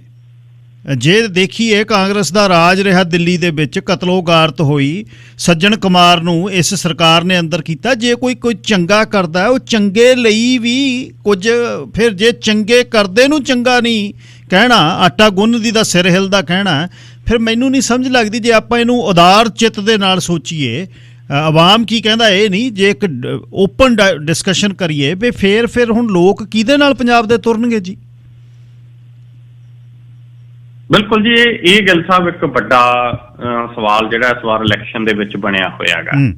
ਇਲੈਕਸ਼ਨ 'ਚ ਸਵਾਲ ਇਹ ਬਣਿਆ ਹੋਇਆ ਹੈਗਾ ਕਿ ਲੋਕ ਕਿਸ ਪਾਸੇ ਨੂੰ ਤੁਰਨਗੇ। ਸੋ ਕੈਪਟਨ ਅਮਰਿੰਦਰ ਸਿੰਘ ਹੋਰਾਂ ਨੇ 4.5 ਸਾਲ ਪੰਜਾਬ ਦੇ ਵਿੱਚ ਸੱਤਾ ਦਾ ਆਨੰਦ ਮਾਣਿਆ, ਨਾ ਘਰ ਨੌਕਰੀ ਮਿਲੀ, ਨਾ ਚੋਣ ਵਾਅਦੇ ਪੂਰੇ ਕੀਤੇ। ਚਰਨਜੀਤ ਚੰਨੀ ਹੋਰੀ ਆ ਬੈਠੇ ਐਲਾਨ ਤੇ ਐਲਾਨ ਕਰੀ ਜਾਂਦੇ ਨੇ, ਕੋਈ ਮੰਗ ਪੂਰੀ ਨਹੀਂ ਹੋ ਰਹੀ। ਪੰਜਾਬ ਅੱਜ ਇੱਕ ਬਹੁਤ ਵੱਡੀ ਤਰਾਸਦੀ ਦੇ ਵਿੱਚੋਂ ਲੰਘ ਰਿਹਾ ਹੈਗਾ। ਚਰਨਜੀਤ ਚੰਨੀ ਹੋਰਾਂ ਨੇ ਕਹਿਤਾ 36,000 ਕਾਮੇ ਪੱਕੇ ਕਰਤੇ, ਲਓ ਜੀ, ਅਖਬਾਰਾਂ 'ਚ ਇਸ਼ਤਿਹਾਰ ਦੇਤੇ, ਥਾਂ ਫਲੈਕਸ ਲਾਤੇ। ਰਾਜਪਾਲ ਸਾਹਿਬ ਨੇ ਅਜੇ ਸਾਈਨ ਨਹੀਂ ਕੀਤੇ, ਹੁਣ ਕਹਿੰਦੇ ਨਾ ਜੀ ਉਹ ਤਾਂ ਹੋ ਨਹੀਂ ਸਕਦੇ ਕਿਉਂਕਿ ਰਾਜਪਾਲ ਸਾਹਿਬ ਸਾਈਨ ਨਹੀਂ ਕਰ ਰਹੇ। ਇੱਕ ਵੀ ਕੰਮ ਪੱਕਾ ਨਹੀਂ ਹੋਇਆ। 36,000 ਪੱਕੇ ਕਰਨ ਦਾ ਐਵੇਂ ਕਰੋੜਾਂ ਰੁਪਈਆ ਮੈਨੂੰ ਲੱਗਦਾ ਇਸ਼ਤਿਹਾਰਾਂ ਤੇ ਲਾਤਾ। ਸੋ ਇਹ ਮੈਨੂੰ ਨਾਗਵਲ ਪਾਉਣਾ ਆਉਂਦਾ ਹੈ, ਮੈਨੂੰ ਧਾਰ ਚੋਣੀ ਆਉਂਦੀ ਹੈ, ਮੈਨੂੰ ਮੰਜਾ ਬੁਣਨਾ ਆਉਂਦਾ, ਇਹ ਗੱਲਾਂ ਤਾਂ ਹੁਣ ਪਿੱਛੇ ਰਹਿ ਗਈਆਂ। ਹੁਣ ਤਾਂ ਗਿੱਲ ਸਾਹਿਬ ਇਹ ਗੱਲ ਹੈਗੀ ਕਿ ਲੋਕ ਸੈਟੀਸਫਾਈਡ ਨਹੀਂ ਹੋਏ ਚਰਨਜੀਤ ਚੰਨੀ ਹੋਰਾਂ ਤੋਂ, ਨਾ ਕਪਤਾਨ ਸਾਹਿਬ ਤੋਂ। ਅਕਾਲੀ ਦਲ ਦਾ ਜਿਹੜਾ 10 ਸਾਲ ਦਾ ਕਾਰਜਕਾਲ ਸੀ, ਉਸ ਤਰ੍ਹਾਂ ਰੇਤ ਮਾਫੀਆ, ਡਰੱਗ ਮਾਫੀਆ, ਜੋ ਪੰਜਾਬ ਦੀ ਧਰਤੀ ਦੇ ਉੱਤੇ ਚੱਲਿਆ ਜਿਸ ਤਰ੍ਹਾਂ ਦਾ ਪ੍ਰੋਸੈਸ, ਉਹ ਵੀ ਲੋਕਾਂ ਦੇ ਹਜ਼ਮ ਨਹੀਂ ਹੋਇਆ। ਸੋ ਉਹਦੇ ਚੋਂ ਹੁਣ ਸਥਿਤੀ ਇਹ ਹੈਗੀ ਕਿ ਅਰਵਿੰਦ ਕੇਜਰੀਵਾਲ ਪੰਜਾਬ ਆ ਜਾਂਦੇ ਨੇ, 1,000 ਰੁਪਇਆ ਔਰਤਾਂ ਦੇ ਖਾਤਿਆਂ 'ਚ ਪਾਵਾਂਗੇ, ਕੱਚੇ ਕਾਮੇ ਪੱਕੇ ਕਰਾਂਗੇ। ਹੁਣ ਲੋਕਾਂ ਨੂੰ ਇਹ ਵੀ ਪਤਾ ਲੱਗਣ ਲੱਗ ਗਿਆ ਕਿ ਕੀ ਦਿੱਲੀ ਦੀਆਂ ਔਰਤਾਂ ਦੇ ਖਾਤਿਆਂ 'ਚ 1,000 ਆਉਂਦਾ? ਨਹੀਂ ਜੀ, ਆਉਂਦਾ ਨਹੀਂ। ਜੇ ਉਹਨਾਂ ਦੇ ਨਹੀਂ ਆਉਂਦਾ, ਆਪਣੇ ਕਿੱਥੋਂ ਆ ਜਾਊਗਾ? ਉੱਥੇ ਕਿਉਂ ਨਹੀਂ ਦਿੰਦੇ? ਫਿਰ ਉੱਥੇ ਕੱਚੇ ਕਾਮੇ ਪੱਕੇ ਕਰਤੇ? ਨਹੀਂ ਜੀ, ਕਰੇ ਨਹੀਂ, ਉੱਥੇ ਤਾਂ ਆਪ ਕੱਚੇ ਫਿਰਦੇ ਆ, ਤੇ ਫਿਰ ਪੰਜਾਬ ਵਾਲਿਆਂ ਨੂੰ ਪੱਕਾ ਕਿਵੇਂ ਕਰ ਦੇਣਗੇ? ਸੋ ਉਹਨਾਂ ਦੀ ਗੱਲ ਇਹ ਹੈ ਗਿੱਲ ਸਾਹਿਬ, ਉਹ ਜਿਵੇਂ ਇੱਕ ਕਹਾਣੀ ਸੁਣਾਉਂਦੇ ਹੁੰਦੇ ਆ ਵੀ ਕੋਈ ਮਾਈ ਬਾਗੀ, ਉਹ ਕਹਿੰਦੀ ਮੇਰਾ ਮੁੰਡਾ ਗੁੜ ਖਾਂਦਾ, ਬਾਬਾ ਕਹਿੰਦਾ ਕੱਲ ਨੂੰ ਆਈ। ਉਹ ਦੂਜੇ ਦਿਨ ਬਾਗੀ ਕਹਿੰਦਾ ਕੱਲ ਨੂੰ ਆਈ। 10 ਦਿਨ ਗੇੜੇ ਲਵਾ ਕੇ ਬਾਬਾ ਕਹਿੰਦਾ ਪੁੱਤ ਗੁੜ ਨਾ ਖਾਇਆ ਕਰ ਜਾ। ਮਾਈ ਕਹਿੰਦੀ ਜੇ ਬਾਬਾ ਏਡੀ ਗੱਲ ਹੀ ਕਹਿਣੀ ਸੀ ਉਦੋਂ ਦੇ ਕਹਿੰਦਾ ਮਾਈ ਮੈਂ ਆਪ ਗੁੜ ਖਾਂਦਾ ਸੀ, ਹੁਣ ਮੈਂ ਆਪ ਛੱਡਿਆ ਤਾਂ ਕਿਹਾ। ਤਾਂ ਸਵਾਲ ਤਾਂ ਕੇਜਰੀਵਾਲ ਸਾਹਿਬ ਤੇ ਇਹ ਹੈ ਵੀ ਆਪ ਤਾਂ ਉੱਥੇ ਦਿੱਲੀ ਦੇ ਲੋਕਾਂ ਦਾ ਤੁਸੀਂ ਵਿਕਾਸ ਕੀਤਾ ਨਹੀਂ, ਪਰ ਉਹਨਾਂ ਦੇ ਦਿਨਾਂ ਦੌਰਾਨ ਜਿੰਨੀਆਂ ਮੌਤਾਂ ਉੱਥੇ ਹੋਈਆਂ, ਤੁਹਾਡੇ ਇੱਕ MLA ਸਾਹਿਬ ਚਾਰਜੋਗ ਜਰਨੈਲ ਸਿੰਘ ਜੀ, ਉਹਨਾਂ ਦੀ ਮੌਤ ਹੋਈ ਕਰੋਨਾ ਦੇ ਦਿਨਾਂ ਦੇ ਵਿੱਚ, ਔਰ ਉਹਦੇ ਵਿੱਚ ਵੀ ਮਤਲਬ ਇਹ ਸੀਗਾ ਕਿ ਉਹਨਾਂ ਨੂੰ ਪ੍ਰੋਪਰ ਜਿਸ ਤਰੀਕੇ ਦਾ ਇਲਾਜ ਸ਼ੁਰੂ ਦੇ ਵਿੱਚ ਮਿਲਣਾ ਚਾਹੀਦਾ ਸੀ, ਬਹੁਤ ਸਾਰੇ ਲੋਕਾਂ ਨੂੰ ਖਦਸ਼ਾ ਕਿ ਉਹ ਉਸ ਦਿਨਾਂ 'ਚ ਨਹੀਂ ਮਿਲਿਆ। ਤਾਂ ਸਵਾਲ ਇੱਥੇ ਹੁਣ ਇਹਦੇ 'ਚੋਂ ਗਿੱਲ ਸਾਹਿਬ ਗੱਲ ਇਹ ਨਿਕਲਦੀ ਹੈ ਕਿ ਪੰਜਾਬ ਅੱਜ ਇੱਕ ਬਹੁਤ ਵੱਡੀ ਸਮੱਸਿਆ ਤੋਂ ਗੁਜ਼ਰ ਰਿਹਾ ਹੈ। ਪੰਜਾਬ ਇੱਕ ਬਹੁਤ ਵੱਡੀ ਤਰਾਸਦੀ ਤੋਂ ਗੁਜ਼ਰ ਰਿਹਾ ਹੈ। ਕਰਜ਼ਾ, ਖੁਦਕੁਸ਼ੀਆਂ, ਫਸਲਾਂ ਦੇ ਬਾਝੋਂ ਭਾਅ ਨਾ ਮਿਲਣੇ, ਪੰਜਾਬ ਦੀ ਜਵਾਨੀ ਨਸ਼ਿਆਂ ਦੇ ਪਾਸੇ ਜਾ ਰਹੀ ਹੈ, ਔਰ ਰਾਜਨੀਤਿਕ ਤੌਰ ਦੇ ਉੱਤੇ ਕੋਈ ਬਦਲ ਨਹੀਂ ਦਿਸ ਰਿਹਾ। ਪੰਜਾਬ ਜਿਹੜੀ ਇਸ ਸਥਿਤੀ 'ਚੋਂ ਲੰਘ ਰਿਹਾ, ਉਹਦੇ 'ਚੋਂ ਫਿਰ ਸਰਕਾਰਾਂ ਦੇ ਰਾਜਨੀਤਿਕ ਲੋਕ ਨੇ ਜਿਹੜੇ ਆਮ ਆਵਾਮ ਆ ਉਹ ਗਲ ਪੈ ਰਿਹਾ। ਇਸ ਤਰ੍ਹਾਂ ਦੀ ਹਾਲਤ ਹੈ ਜੀ। ਖਬਰਾਂ ਸਥਾਨਕ ਰੋਮਨ ਤੋਂ ਸੁਣੀਏ ਜੀ। ਆ ਕੇ ਜਿਹੜੇ ਨਾਲ ਭਾਜਪਾ ਦੀ ਲੀਡਰਸ਼ਿਪ ਅਗਲੀ ਜਿਹੜੇ ਦੂਜੀਆਂ ਪਾਰਟੀਆਂ 'ਚੋਂ ਆਉਣ ਵਾਲੇ ਸੀ ਉਹ ਕਿੱਧਰ ਰਹਿ ਗਏ ਇਸ ਇਕੱਠ 'ਚ, ਉਹਨਾਂ ਦੀ ਵੀ ਗੱਲ ਕਰਦੇ ਹਾਂ। ਅੱਛਾ ਪਤੀ ਸਾਹਿਬ, ਇੱਕ ਦੱਸਿਓ ਜੀ, ਭਾਜਪਾ ਦੀ ਲੀਡਰਸ਼ਿਪ ਤਾਂ ਹੋਣੀ ਸੀ, ਜਿਹੜੇ ਨਵੇਂ ਉਧਰ ਨੂੰ ਤੁਰੇ ਨੇ ਚੱਲੇ ਨੇ ਉਹਨਾਂ 'ਚੋਂ ਕਿਹੜਾ ਪਹੁੰਚਿਆ? ਕੈਪਟਨ ਅਮਰਿੰਦਰ ਸਿੰਘ ਮੈਂ ਬੋਲਦੇ ਸੁਣੇ ਨੇ, ਉਹ ਉੱਥੇ ਗਏ, ਢੀਂਡਸੇ ਹੋਣੀ ਪਹੁੰਚੇ ਉੱਥੇ ਜੀ? ਜੀ ਗਿੱਲ ਸਾਹਿਬ, ਦੇਖੋ ਸੁਖਦੇਵ ਸਿੰਘ ਢੀਂਡਸਾ ਹੋਰਾਂ ਨਹੀਂ ਪਹੁੰਚੇ। ਉਹ ਕਹਿੰਦੇ ਜੀ ਮੈਨੂੰ ਵੀ ਕੋਵਿਡ ਪੋਜ਼ਿਟਿਵ ਆ, ਮੈਂ ਕਰੋਨਾ ਹੋ ਗਿਆ, ਇਸ ਕਰਕੇ ਉਹਨਾਂ ਨੇ ਖੁਦ ਨੂੰ ਇਕਾਂਤਵਾਸ ਕਰ ਲਿਆ। ਉਹ ਨਹੀਂ ਪਹੁੰਚੇ, ਨਾ ਹੀ ਉਹਨਾਂ ਦਾ ਲਾਮ ਲਸ਼ਕਰ ਪਹੁੰਚਿਆ। ਉਹਨਾਂ ਦੇ ਨਾਲ ਸੀ ਜਿਹੜੇ ਕੁਛ ਆਗੂ ਨੇ, ਧੜਕ ਬਰਾੜ ਸੀ, ਹੋਰ ਉਹ ਸਿੱਧੇ ਭਾਜਪਾ ਹੀ ਜੁਆਇਨ ਕਰ ਗਏ ਗਿੱਲ ਸਾਹਿਬ। ਉਹ ਫਿਰ ਬਹੁਤਿਆਂ ਨੂੰ ਮੈਨੂੰ ਲੱਗਦਾ ਐਂ ਲੱਗਿਆ ਨਾ ਵੀ ਜੇ ਹੁਣ ਭਾਰਤੀ ਜਨਤਾ ਪਾਰਟੀ ਨੂੰ ਕਣੀ ਜਾਣਾ, ਫਿਰ ਬਲ ਬਲੇਵੇਂ ਪਾ ਕੇ ਕਾਹਤੋਂ ਜਾਣਾ। ਰਾਣਾ ਸੋਢੀ ਵੀ ਹੈ, ਕੈਪਟਨ ਅਮਰਿੰਦਰ ਸਿੰਘ ਦਾ ਬਹੁਤ ਨੇੜਲਾ ਮਿੱਤਰ ਹੈ, ਜਾਮਣਾ ਜਾਮ ਛਲਕਾਉਂਦਾ ਰਿਹਾ। ਇਹ ਬਾਇਆ ਕੈਪਟਨ ਨਹੀਂ ਗਿਆ ਭਾਜਪਾ 'ਚ ਨਾ, ਕੈਪਟਨ ਦੀ ਪਾਰਟੀ ਰਾਹੀਂ ਨਹੀਂ ਗਿਆ, ਸਿੱਧਾ ਭਾਰਤੀ ਜਨਤਾ ਪਾਰਟੀ ਜੁਆਇਨ ਕੀਤੀ। ਖੈਰ ਅੱਜ ਜਿਹੜੇ ਇਹਨਾਂ 'ਚ ਦੇਖੋ ਸੁਖਦੇਵ ਸਿੰਘ ਢੀਂਡਸਾ ਹੋਰੀ ਜਾਂ ਉਹਨਾਂ ਦਾ ਹੋਰ ਲਾਮ ਲਸ਼ਕਰ ਉਸ ਰੂਪ ਦੇ ਵਿੱਚ ਨਹੀਂ ਸ਼ਾਮਲ ਹੋਇਆ, ਨਹੀਂ ਪਹੁੰਚਿਆ। ਕੈਪਟਨ ਅਮਰਿੰਦਰ ਸਿੰਘ ਪਹੁੰਚੇ। ਰਾਣਾ ਸੋਢੀ ਤਾਂ ਚਲੋ ਤਿਆਰੀਆਂ ਕਰਨ ਵਾਲਿਆਂ 'ਚ ਸੀ, ਫਿਰੋਜ਼ਪੁਰ 'ਚ ਉਹਨੇ ਤਾਂ ਰੈਲੀ ਦੀਆਂ ਤਿਆਰੀਆਂ ਵੀ ਕੀਤੀਆਂ, ਕੁਰਸੀਆਂ ਵੀ ਲਵਾਈਆਂ, ਹੋ ਸਕਦਾ ਇੱਧਰੋਂ ਉੱਧਰੋਂ ਬੰਦੇ ਵੀ ਲਿਆਂਦੇ ਹੋਣ। ਹੁਣ ਇੱਕ ਸਵਾਲ ਇਹ ਵੀ ਪੈਦਾ ਹੁੰਦਾ ਨਾ, ਭਾਰਤੀ ਜਨਤਾ ਪਾਰਟੀ ਦੀ ਅਸ਼ਵਨੀ ਸ਼ਰਮਾ ਹੋਰ ਲੀਡਰਸ਼ਿਪ ਸਾਰੀ ਉੱਥੇ ਮੌਜੂਦ ਸੀ ਗਿੱਲ ਸਾਹਿਬ ਰੈਲੀ 'ਚ, ਕੇਂਦਰ ਦੀ ਲੀਡਰਸ਼ਿਪ ਵੀ ਮੌਜੂਦ ਸੀ, ਕੈਪਟਨ ਅਮਰਿੰਦਰ ਸਿੰਘ ਵੀ ਮੌਜੂਦ ਸੀ। ਫਿਰ ਜੇ ਇਹ ਪਹੁੰਚ ਕੇ ਪ੍ਰਧਾਨ ਮੰਤਰੀ ਜੀ ਕਿਉਂ ਨਹੀਂ ਪਹੁੰਚ ਸਕੇ, ਇਹ ਵੀ ਇੱਕ ਸਵਾਲ ਹੈ ਨਾ। ਉਹਨਾਂ ਨਾਲ ਤਾਂ ਵੱਧ ਸਿਕਿਉਰਿਟੀ ਆ। ਖੈਰ ਕੈਪਟਨ ਅਮਰਿੰਦਰ ਸਿੰਘ ਉੱਥੇ ਪਹੁੰਚੇ। ਕੈਪਟਨ ਅਮਰਿੰਦਰ ਸਿੰਘ ਨੇ ਸੰਬੋਧਨ ਕੀਤਾ, ਬੜਾ ਦਾਅਵਾ ਕੀਤਾ ਸਟੇਜ ਤੋਂ ਕਿ ਸਰਕਾਰ ਤਾਂ ਸਾਡੀ ਹੋਈ ਆਊ, ਭਾਜਪਾ ਨਾਲ ਰਲ ਕੇ ਅਸੀਂ ਸਰਕਾਰ ਬਣਾਵਾਂਗੇ। ਔਰ ਉਹਨਾਂ ਨੇ ਹਮੇਸ਼ਾ ਦੀ ਤਰ੍ਹਾਂ ਉੱਥੇ ਰਾਸ਼ਟਰੀ ਸੁਰੱਖਿਆ ਦਾ ਮੁੱਦਾ ਚੱਕਿਆ। ਕੈਪਟਨ ਅਮਰਿੰਦਰ ਸਿੰਘ ਨੇ ਉੱਥੇ ਕਿਹਾ ਕਿ ਫਿਰੋਜ਼ਪੁਰ ਸਰਹੱਦੀ ਜ਼ਿਲ੍ਹਾ, ਪੰਜਾਬ ਦੇਸ਼ ਦੀਆਂ ਸਰਹੱਦਾਂ ਦੀ ਸੁਰੱਖਿਆ ਕਰਦਾ ਗਾ। ਔਰ ਉਹਨਾਂ ਨੇ ਚਰਨਜੀਤ ਚੰਨੀ ਤੇ ਨਵਜੋਤ ਸਿੱਧੂ ਨੂੰ ਨਿਸ਼ਾਨੇ ਤੇ ਲਿਆ ਤੇ ਉਹਨਾਂ ਨੇ ਕਿਹਾ ਵੀ ਵੱਡੇ ਵੱਡੇ ਇਸ਼ਤਿਹਾਰ ਅਖਬਾਰਾਂ 'ਚ ਦੇ ਕੇ ਲੋਕਾਂ ਨੂੰ ਗੁੰਮਰਾਹ ਕੀਤਾ ਇਹਨਾਂ ਨੇ। ਔਰ ਉਹਨਾਂ ਨੇ ਕਿਹਾ ਕਿ ਮੈਨੂੰ ਹਟਾਇਆ ਗਿਆ ਗਾ, ਕਿ ਕੈਪਟਨ ਅਮਰਿੰਦਰ ਸਿੰਘ ਨੇ ਕੁਝ ਨਹੀਂ ਕੀਤਾ ਤੇ ਹੁਣ ਕਾਂਗਰਸੀ ਲੋਕਾਂ ਨੂੰ ਆਖਦੇ ਹਨ ਕਿ ਪਿਛਲੇ 4.5 ਸਾਲ ਦੀ ਰਿਪੋਰਟ ਲੈ ਕੇ ਅਸੀਂ ਲੋਕਾਂ 'ਚ ਜਾਵਾਂਗੇ। ਕੈਪਟਨ ਅਮਰਿੰਦਰ ਸਿੰਘ ਨੇ ਦਾਅਵਾ ਕੀਤਾ ਗਿੱਲ ਸਾਹਿਬ, ਉਹ ਕਹਿੰਦੇ ਪੰਜਾਬ ਦੇ ਮੁੱਖ ਮੰਤਰੀ, ਕਾਂਗਰਸ ਪਾਰਟੀ ਦੇ ਪ੍ਰਧਾਨ ਤੇ ਗ੍ਰਹਿ ਮੰਤਰੀ ਅਲੱਗ-ਅਲੱਗ ਗੱਲਾਂ ਕਰਦੇ ਨੇ। ਤੋ ਉਹ ਉੱਥੇ ਰਹੇ ਜੀ। ਔਰ ਉਸ ਤੋਂ ਬਾਅਦ ਉਹਨਾਂ ਨੇ ਕਿਹਾ ਕਿ ਚਰਨਜੀਤ ਚੰਨੀ ਹੋਰਾਂ ਨੂੰ ਜਿਹੜਾ ਅਸਤੀਫਾ ਦੇਣਾ ਚਾਹੀਦਾ, ਰਾਸ਼ਟਰਪਤੀ ਰਾਜ ਲਾਉਣਾ ਚਾਹੀਦਾ। ਪ੍ਰਧਾਨ ਮੰਤਰੀ ਨੇ ਜਦੋਂ ਆਉਣ ਤੋਂ ਮਨਾ ਕੀਤਾ ਤਾਂ ਉਸ ਤੋਂ ਬਾਅਦ ਉਹਨਾਂ ਨੇ ਗੱਲਾਂ ਨੇ ਜਿਹੜੀਆਂ ਕੀਤੀਆਂ। ਅਸ਼ਵਨੀ ਸ਼ਰਮਾ ਵੀ ਕੁਛ ਏਦਾਂ ਦੇ ਬਿਆਨ ਦਿੰਦੇ ਨਜ਼ਰ ਆਏ। ਸੋ ਭਾਜਪਾ ਦੀ ਲੀਡਰਸ਼ਿਪ ਲਗਾਤਾਰ ਇਸ ਤਰ੍ਹਾਂ ਬੋਲਦੀ ਹੈ। JP ਨੱਡਾ ਹੋਰਾਂ ਨੇ ਤਾਂ ਇੱਥੋਂ ਤੱਕ ਕਿਹਾ, ਉਹ ਕਹਿੰਦੇ ਅਸੀਂ ਚਰਨਜੀਤ ਚੰਨੀ ਨੂੰ ਫੋਨ ਕੀਤਾ ਸੀ, ਉਹਨਾਂ ਨੇ ਫੋਨ ਨਹੀਂ ਚੁੱਕਿਆ, ਉਹਨਾਂ ਨੇ ਫੋਨ ਤੇ ਗੱਲ ਨਹੀਂ ਕੀਤੀ। ਸੋ ਇਹ ਵੱਡੀਆਂ ਗੱਲਾਂ ਨੇ। ਭਾਜਪਾ ਦਾ ਕੌਮੀ ਪ੍ਰਧਾਨ ਜੇ ਕਹਿ ਰਿਹਾ ਕਿ ਪੰਜਾਬ ਦਾ ਚੀਫ ਮਿਨਿਸਟਰ ਫੋਨ ਨਹੀਂ ਚੱਕ ਰਿਹਾ, ਔਰ ਜਿਹੜਾ ਇਹ ਸੁਰੱਖਿਆ ਦਾ ਮੁੱਦਾ ਜਿਸ ਤਰੀਕੇ ਦੇ ਨਾਲ ਪੇਸ਼ ਕੀਤਾ ਜਾ ਰਿਹਾ, ਚਲੋ ਸੁਰੱਖਿਆ ਵਾਲੀ ਉਵੇਂ ਦੀ ਗੱਲ ਤਾਂ ਨਹੀਂ ਹੈ, ਸੜਕਾਂ ਜ਼ਰੂਰ ਰੁਕੀਆਂ ਨੇ, ਉਹਦੇ 'ਚ ਠੀਕ ਹੈ, ਸਟੇਟ ਗਵਰਨਮੈਂਟ ਵੀ ਰਿਸਪੌਂਸੀਬਲ ਹੁੰਦੀ ਹੈ, ਲੇਕਿਨ ਸੈਂਟਰ ਦੀਆਂ ਏਜੰਸੀਆਂ ਵੀ ਤਾਂ ਵਰਕ ਕਰ ਰਹੀਆਂ ਸੀਗੀਆਂ, ਦੋਨੇ ਰਲ ਕੇ ਕੰਮ ਕਰਦੀਆਂ ਨੇ, ਸੈਂਟਰ ਦੀਆਂ ਏਜੰਸੀਆਂ ਵੀ, ਸਟੇਟ ਦੀਆਂ ਏਜੰਸੀਆਂ ਵੀ, ਜਦੋਂ ਪ੍ਰਧਾਨ ਮੰਤਰੀ ਨੇ ਆਉਣਾ ਹੋਵੇ ਜੀ। ਪਰ ਪ੍ਰੋਟੋਕਾਲ ਇਹ ਹੈ ਵੀ ਜਦ ਪ੍ਰਧਾਨ ਮੰਤਰੀ ਨੇ ਆਉਣਾ ਤਾਂ ਮੁੱਖ ਮੰਤਰੀ ਦੀ ਜ਼ਿੰਮੇਵਾਰੀ ਹੈ, ਜਿਸ ਸੂਬੇ 'ਚੋਂ ਆਉਂਦਾ ਹੈ, ਦੇਸ਼ ਸਾਰੇ ਦਾ ਉਹ ਪ੍ਰਧਾਨ ਮੰਤਰੀ ਹੈ। ਸੋ ਕਿਤੇ ਵੀ ਹੋਈ ਖਨਾਮੀ ਹੋਈ ਤੇ ਪੱਤਰਕਾਰ ਰਾਹੁਲ ਗਾਂਧੀ ਦੇ ਪ੍ਰਦੇਸ਼ ਦੇ ਇਹਨਾਂ ਦਿਨਾਂ 'ਚ ਫੇਰੀ ਨੂੰ ਤੇ ਵੀ ਇਹਦੇ ਨਾਲ ਜੋੜ ਕੇ ਵੇਖਦੇ ਨੇ ਵੀ ਵਾਕਿਆ ਹੀ ਕਿਤੇ ਕੋਈ ਵੱਡੀ ਸਾਜ਼ਿਸ਼ ਤਾਂ ਨਹੀਂ ਸੀ। ਇਹ ਵੀ ਗੱਲ ਚੱਲ ਰਹੀ ਹੈ। ਅੱਛਾ, ਦੂਸਰੀ ਗੱਲ, ਚੋਣ ਜਾਬਤਾ ਨੇੜੇ ਹੈ ਤੇ DGP ਦੀ ਨਿਯੁਕਤੀ ਹੁਣ ਤਾਂ ਤੈਅ ਹੈ ਵੀ 1-2 ਦਿਨਾਂ ਦੇ ਵਿੱਚ 3 ਵੱਡੇ ਜਿਹੜੇ ਨਾਂ ਨੇ, ਦਿਨਕਰ ਗੁਪਤਾ, ਭੰਵਰਾ ਹੋਣੀ ਨੇ ਤੇ ਇੱਕ ਪ੍ਰਮੋਦ ਕੁਮਾਰ ਨੇ, ਸ਼ਾਇਦ ਤਿੰਨਾਂ ਦੇ ਵਿੱਚੋਂ ਹੁਣ ਨਿਯੁਕਤੀ ਮੈਨੂੰ ਲੱਗਦਾ ਵੀ ਅੱਜ ਜਾਂ ਕੱਲ੍ਹ 'ਚ ਹੋ ਜਾਏਗੀ। ਉਹਦੀ ਕੀ ਨਿਊਜ਼ ਹੈ ਜੀ? ਜੀ ਗਿੱਲ ਸਾਹਿਬ, ਵਾਕਈ ਕਿਉਂਕਿ ਹੁਣ ਸੈਂਟਰ ਨੂੰ ਇਹਨਾਂ ਨੇ ਇੱਕ ਪੈਨਲ ਭੇਜਣਾ ਹੁੰਦਾ ਸਟੇਟ ਗਵਰਨਮੈਂਟ ਨੇ, ਔਰ ਉਹ ਪੈਨਲ ਦੇ ਵਿੱਚੋਂ ਉਹ 3 ਨਾਂ ਚੁਣਦੇ ਨੇ। ਉਹ 3 ਨਾਂ ਚੋਂ ਫਿਰ ਇੱਕ ਨਾਂ ਆ ਜਿਹੜਾ ਪੰਜਾਬ ਜਾਂ ਕਿਸੇ ਵੀ ਸੂਬੇ ਦੀ ਗਵਰਨਮੈਂਟ ਨੇ ਉਹਨੂੰ DGP ਬਣਾਉਣਾ ਹੁੰਦਾ। ਉਹਦੇ 'ਚ ਇਹਨਾਂ ਦੀ ਜਿਹੜੀ ਸੀਗੀ ਗਿੱਲ ਸਾਹਿਬ, ਉਹ ਜਟੋਪਾ ਦੇ ਹੋਰਾਂ ਬਾਰੇ ਸੀਗੀ ਕਿ ਉਹਨਾਂ ਦਾ, ਕਿਉਂਕਿ ਉਹਨਾਂ ਦੀ 31 ਮਾਰਚ ਨੂੰ ਰਿਟਾਇਰਮੈਂਟ ਆ, ਔਰ UPSC ਦਾ ਜਿਹੜਾ ਪੈਨਲ ਸਿਲੈਕਟ ਕਰਕੇ ਭੇਜਦੇ ਨੇ ਉਹਦੇ 'ਚ 6 ਮਹੀਨੇ ਘੱਟੋ ਘੱਟ ਰਹਿੰਦੇ ਹੋਣ ਰਿਟਾਇਰਮੈਂਟ ਦੇ। ਉਸ ਤੋਂ ਬਾਅਦ 2 ਸਾਲ ਲਈ ਤੁਸੀਂ ਉਹਨੂੰ DGP ਬਣਾ ਸਕਦੇ ਹੋ ਕਿਸੇ ਵਿਅਕਤੀ ਨੂੰ। ਤਾਂ ਉਹਨਾਂ ਦੇ ਹੁਣ 6 ਮਹੀਨੇ ਰਹਿੰਦੇ ਨਹੀਂ ਹੈਗੇ, 31 ਮਾਰਚ ਨੂੰ ਰਿਟਾਇਰ ਹੋ ਰਿਹਾ। ਇਹ ਕਹਿ ਰਹੇ ਸੀ ਕਿ ਤੁਸੀਂ 30 ਅਕਤੂਬਰ ਮੰਨ ਲਓ ਉਹਨਾਂ ਦੀ ਜਿਹੜੀ ਤੁਹਾਡੀ ਮੀਟਿੰਗ ਦੀ ਹੈ ਕੱਟ ਆਫ ਡੇਟ, ਲੇਕਿਨ UPSC ਨੇ ਸ਼ਾਇਦ ਉਹ ਨਹੀਂ ਮੰਨੀ। ਔਰ ਹੁਣ ਜਿਹੜੇ ਨਾਂ ਰਹਿ ਗਏ ਨੇ ਉਹ 3 ਹੀ ਰਹਿ ਗਏ ਨੇ ਜੀ, ਜਿਨ੍ਹਾਂ ਦੇ ਤੁਸੀਂ ਜ਼ਿਕਰ ਕੀਤਾ, ਸ਼ਾਇਦ ਉਹੀ ਭੇਜਣਗੇ ਉਹ। ਇਹਨਾਂ ਨੇ ਤਾਂ ਖੈਰ ਵੱਧ ਨਾਂ ਭੇਜੇ ਨੇ। ਇਹਨਾਂ ਨੇ ਤਾਂ ਚਰਚਾ ਇਹ ਹੈਗੀ ਕਿ 1987 ਬੈਚ ਦੇ 2 ਪੁਲਿਸ ਅਧਿਕਾਰੀਆਂ ਸਮੇਤ ਹੋਰ ਕਈ ਨਾਂ ਨੇ ਜਿਹੜੇ ਭੇਜੇ ਨੇ, ਪਰ 3 ਅਧਿਕਾਰੀ ਨੇ ਜਿਹੜੇ ਮੇਨ ਬਣੇ ਹੋਏ ਨੇ, ਦਿਨਕਰ ਗੁਪਤਾ, ਬ੍ਰੇਸ਼ ਭਾਵੜਾ ਤੇ ਪ੍ਰਬੋਧ ਕੁਮਾਰ, ਉਹਨਾਂ ਦੇ ਨਾਮਾਂ ਦੀ ਚਰਚਾ ਚੱਲ ਰਹੀ ਆ। ਸੋ ਇਹ ਵੀ ਇੱਕ ਇਤਫਾਕ ਆ ਗਿੱਲ ਸਾਹਿਬ ਕਿ ਜਿਸ ਦਿਨ ਦੇ ਚਰਨਜੀਤ ਚੰਨੀ ਮੁੱਖ ਮੰਤਰੀ ਬਣੇ ਨੇ ਉਸ ਦਿਨ ਤੋਂ ਲੈ ਕੇ 100 ਦਿਨ ਦਾ ਰਿਪੋਰਟ ਕਾਰਡ ਪੇਸ਼ ਕਰਤਾ, ਪਰ 100 ਦਿਨ ਦੇ ਵਿੱਚ ਪੰਜਾਬ ਨੂੰ DGP ਨਹੀਂ ਮਿਲ ਪਾਇਆ। ਇੱਕ ਮਤਲਬ ਜਿਹੜਾ ਕਾਰਜਕਾਰੀ DGP, ਐਕਟਿੰਗ DGP ਕੰਮ ਕਰ ਰਿਹਾ। ਜਿਸ ਦਿਨ ਇਹਨਾਂ ਨੇ ਅਰਜੀ ਲਾਈ ਸੀ ਅਦਾਲਤ ਦੇ ਵਿੱਚ ਮਜੀਠੀਆ ਹੋਰਾਂ ਨੇ, ਉਦੋਂ ਵੀ ਇਹ ਚੀਜ਼ ਨੂੰ ਉਦਾਹਰ ਬਣਾਇਆ ਸੀ ਕਿ ਪੰਜਾਬ 'ਚ ਤਾਂ ਪੱਕਾ DGP ਨਹੀਂ ਜੀ ਹੈ। ਔਰ ਇਹ ਚੀਜ਼ ਦੇ ਵੀ ਇਹਨਾਂ ਨੇ ਜਿਹੜੀ ਆ ਉਹ ਸਹੂਲਤ ਲੈਣ ਦੀ ਕੋਸ਼ਿਸ਼ ਕੀਤੀ ਕਿ ਇਹਨਾਂ ਨੂੰ ਸ਼ਾਇਦ ਰਾਹਤ ਮਿਲੇ। ਤਾਂ ਇਹ ਵੱਡਾ ਮਸਲਾ ਹੈਗਾ ਜੀ। ਜੇ ਨਹੀਂ ਲੱਗ ਪਾਉਂਦਾ ਗਾ 1-2 ਦਿਨਾਂ ਦੇ ਵਿੱਚ, ਜੇ ਚੋਣ ਜਾਬਤਾ ਲੱਗਦਾ ਗਾ, ਤਾਂ ਚੋਣ ਕਮਿਸ਼ਨ ਵੀ ਆਪਣੇ ਹਿਸਾਬ ਨਾਲ DGP ਦੀ ਨਿਯੁਕਤੀ ਕਰ ਸਕਦਾ। ਉਹਨਾਂ ਨੇ ਵੀ ਕੁਝ ਨਿਯੁਕਤੀਆਂ ਕਰਨੀਆਂ ਸ਼ੁਰੂ ਕਰਤੀਆਂ। ਇਹਨਾਂ ਦਾ ਤਾਂ ਗਿੱਲ ਸਾਹਿਬ ਉਹ ਕੰਮ ਹੈਗਾ ਜਿਸ ਦਿਨ ਦੇ ਚਰਨਜੀਤ ਚੰਨੀ ਹੋਰੀ ਸਰਕਾਰ ਬਣਾਈ ਆ, ਉਹ ਇੱਕ ਆਮ ਪੰਜਾਬੀ 'ਚ ਕਹਾਵਤ ਆ ਵੀ ਵਿਹਲਾ ਬਾਣੀਆ ਕੀ ਕਰੇ, ਬੱਟੇ ਇੱਧਰੋਂ ਚੱਕੇ ਉੱਧਰ ਧਰੇ। ਇਹ ਤਾਂ 10 IPS PCS ਅਫਸਰ ਬਦਲ ਦਿੰਦੇ ਨੇ, ਫਿਰ ਉਸ ਤੋਂ ਬਾਅਦ ਹਫ਼ਤੇ ਕੁ ਬਾਅਦ ਫਿਰ 10-20 ਇੱਧਰੋਂ ਉੱਧਰ ਬਦਲ ਦਿੰਦੇ ਨੇ, ਫਿਰ ਕਹਿੰਦੇ ਨਹੀਂ ਜੀ ਹੋਰ ਬਦਲ ਦਿਓ, ਫਿਰ ਉਹ ਬਦਲ ਦਿੰਦੇ ਨੇ। ਏਦਾਂ ਦਾ ਕੰਮ ਚੱਲ ਰਿਹਾ ਜੀ। ਮਜੀਠੀਏ ਉਹਨਾਂ ਦੀ ਜ਼ਮਾਨਤ ਨੇੜੇ ਚਲੇ ਗਈ ਸੀ ਮੈਨੂੰ ਪਤਾ ਲੱਗਿਆ, ਪਰ ਇੱਕ ਹੋਰ FIR ਜਿਹੜੀ ਉਹਨਾਂ ਦੇ ਘਰਵਾਲੀ ਤੇ ਹੋਈ ਆ, ਬਿੱਟੂ ਔਲਖ ਦੀ ਜ਼ਮੀਨ ਜਿਹੜੀ ਆ ਉਹ ਉਹਨਾਂ ਦੇ ਨਾਂ ਹੋਈ ਆ, ਤੇ ਇਹ ਵੀ ਇੱਕ ਨਵੀਂ ਡਿਵੈਲਪਮੈਂਟ ਹੋ ਰਹੀ ਆ। ਕੱਲ੍ਹ ਉਹਨੂੰ ਇਸ ਦੇ ਬਾਰੇ ਡਿਟੇਲ 'ਚ ਗੱਲ ਕਰਾਂਗੇ, ਪਰ ਪਹਿਲੇ ਕੇਸ ਦੇ ਵਿੱਚ ਜ਼ਮਾਨਤ ਹੋ ਗਈ ਜੀ ਜਾਂ ਨਹੀਂ ਹੋਈ? ਜੀ ਗਿੱਲ ਸਾਹਿਬ, ਪਹਿਲੇ ਕੇਸ 'ਚ ਅਜੇ ਤੱਕ ਜ਼ਮਾਨਤ ਨਹੀਂ ਹੋਈ ਜੀ।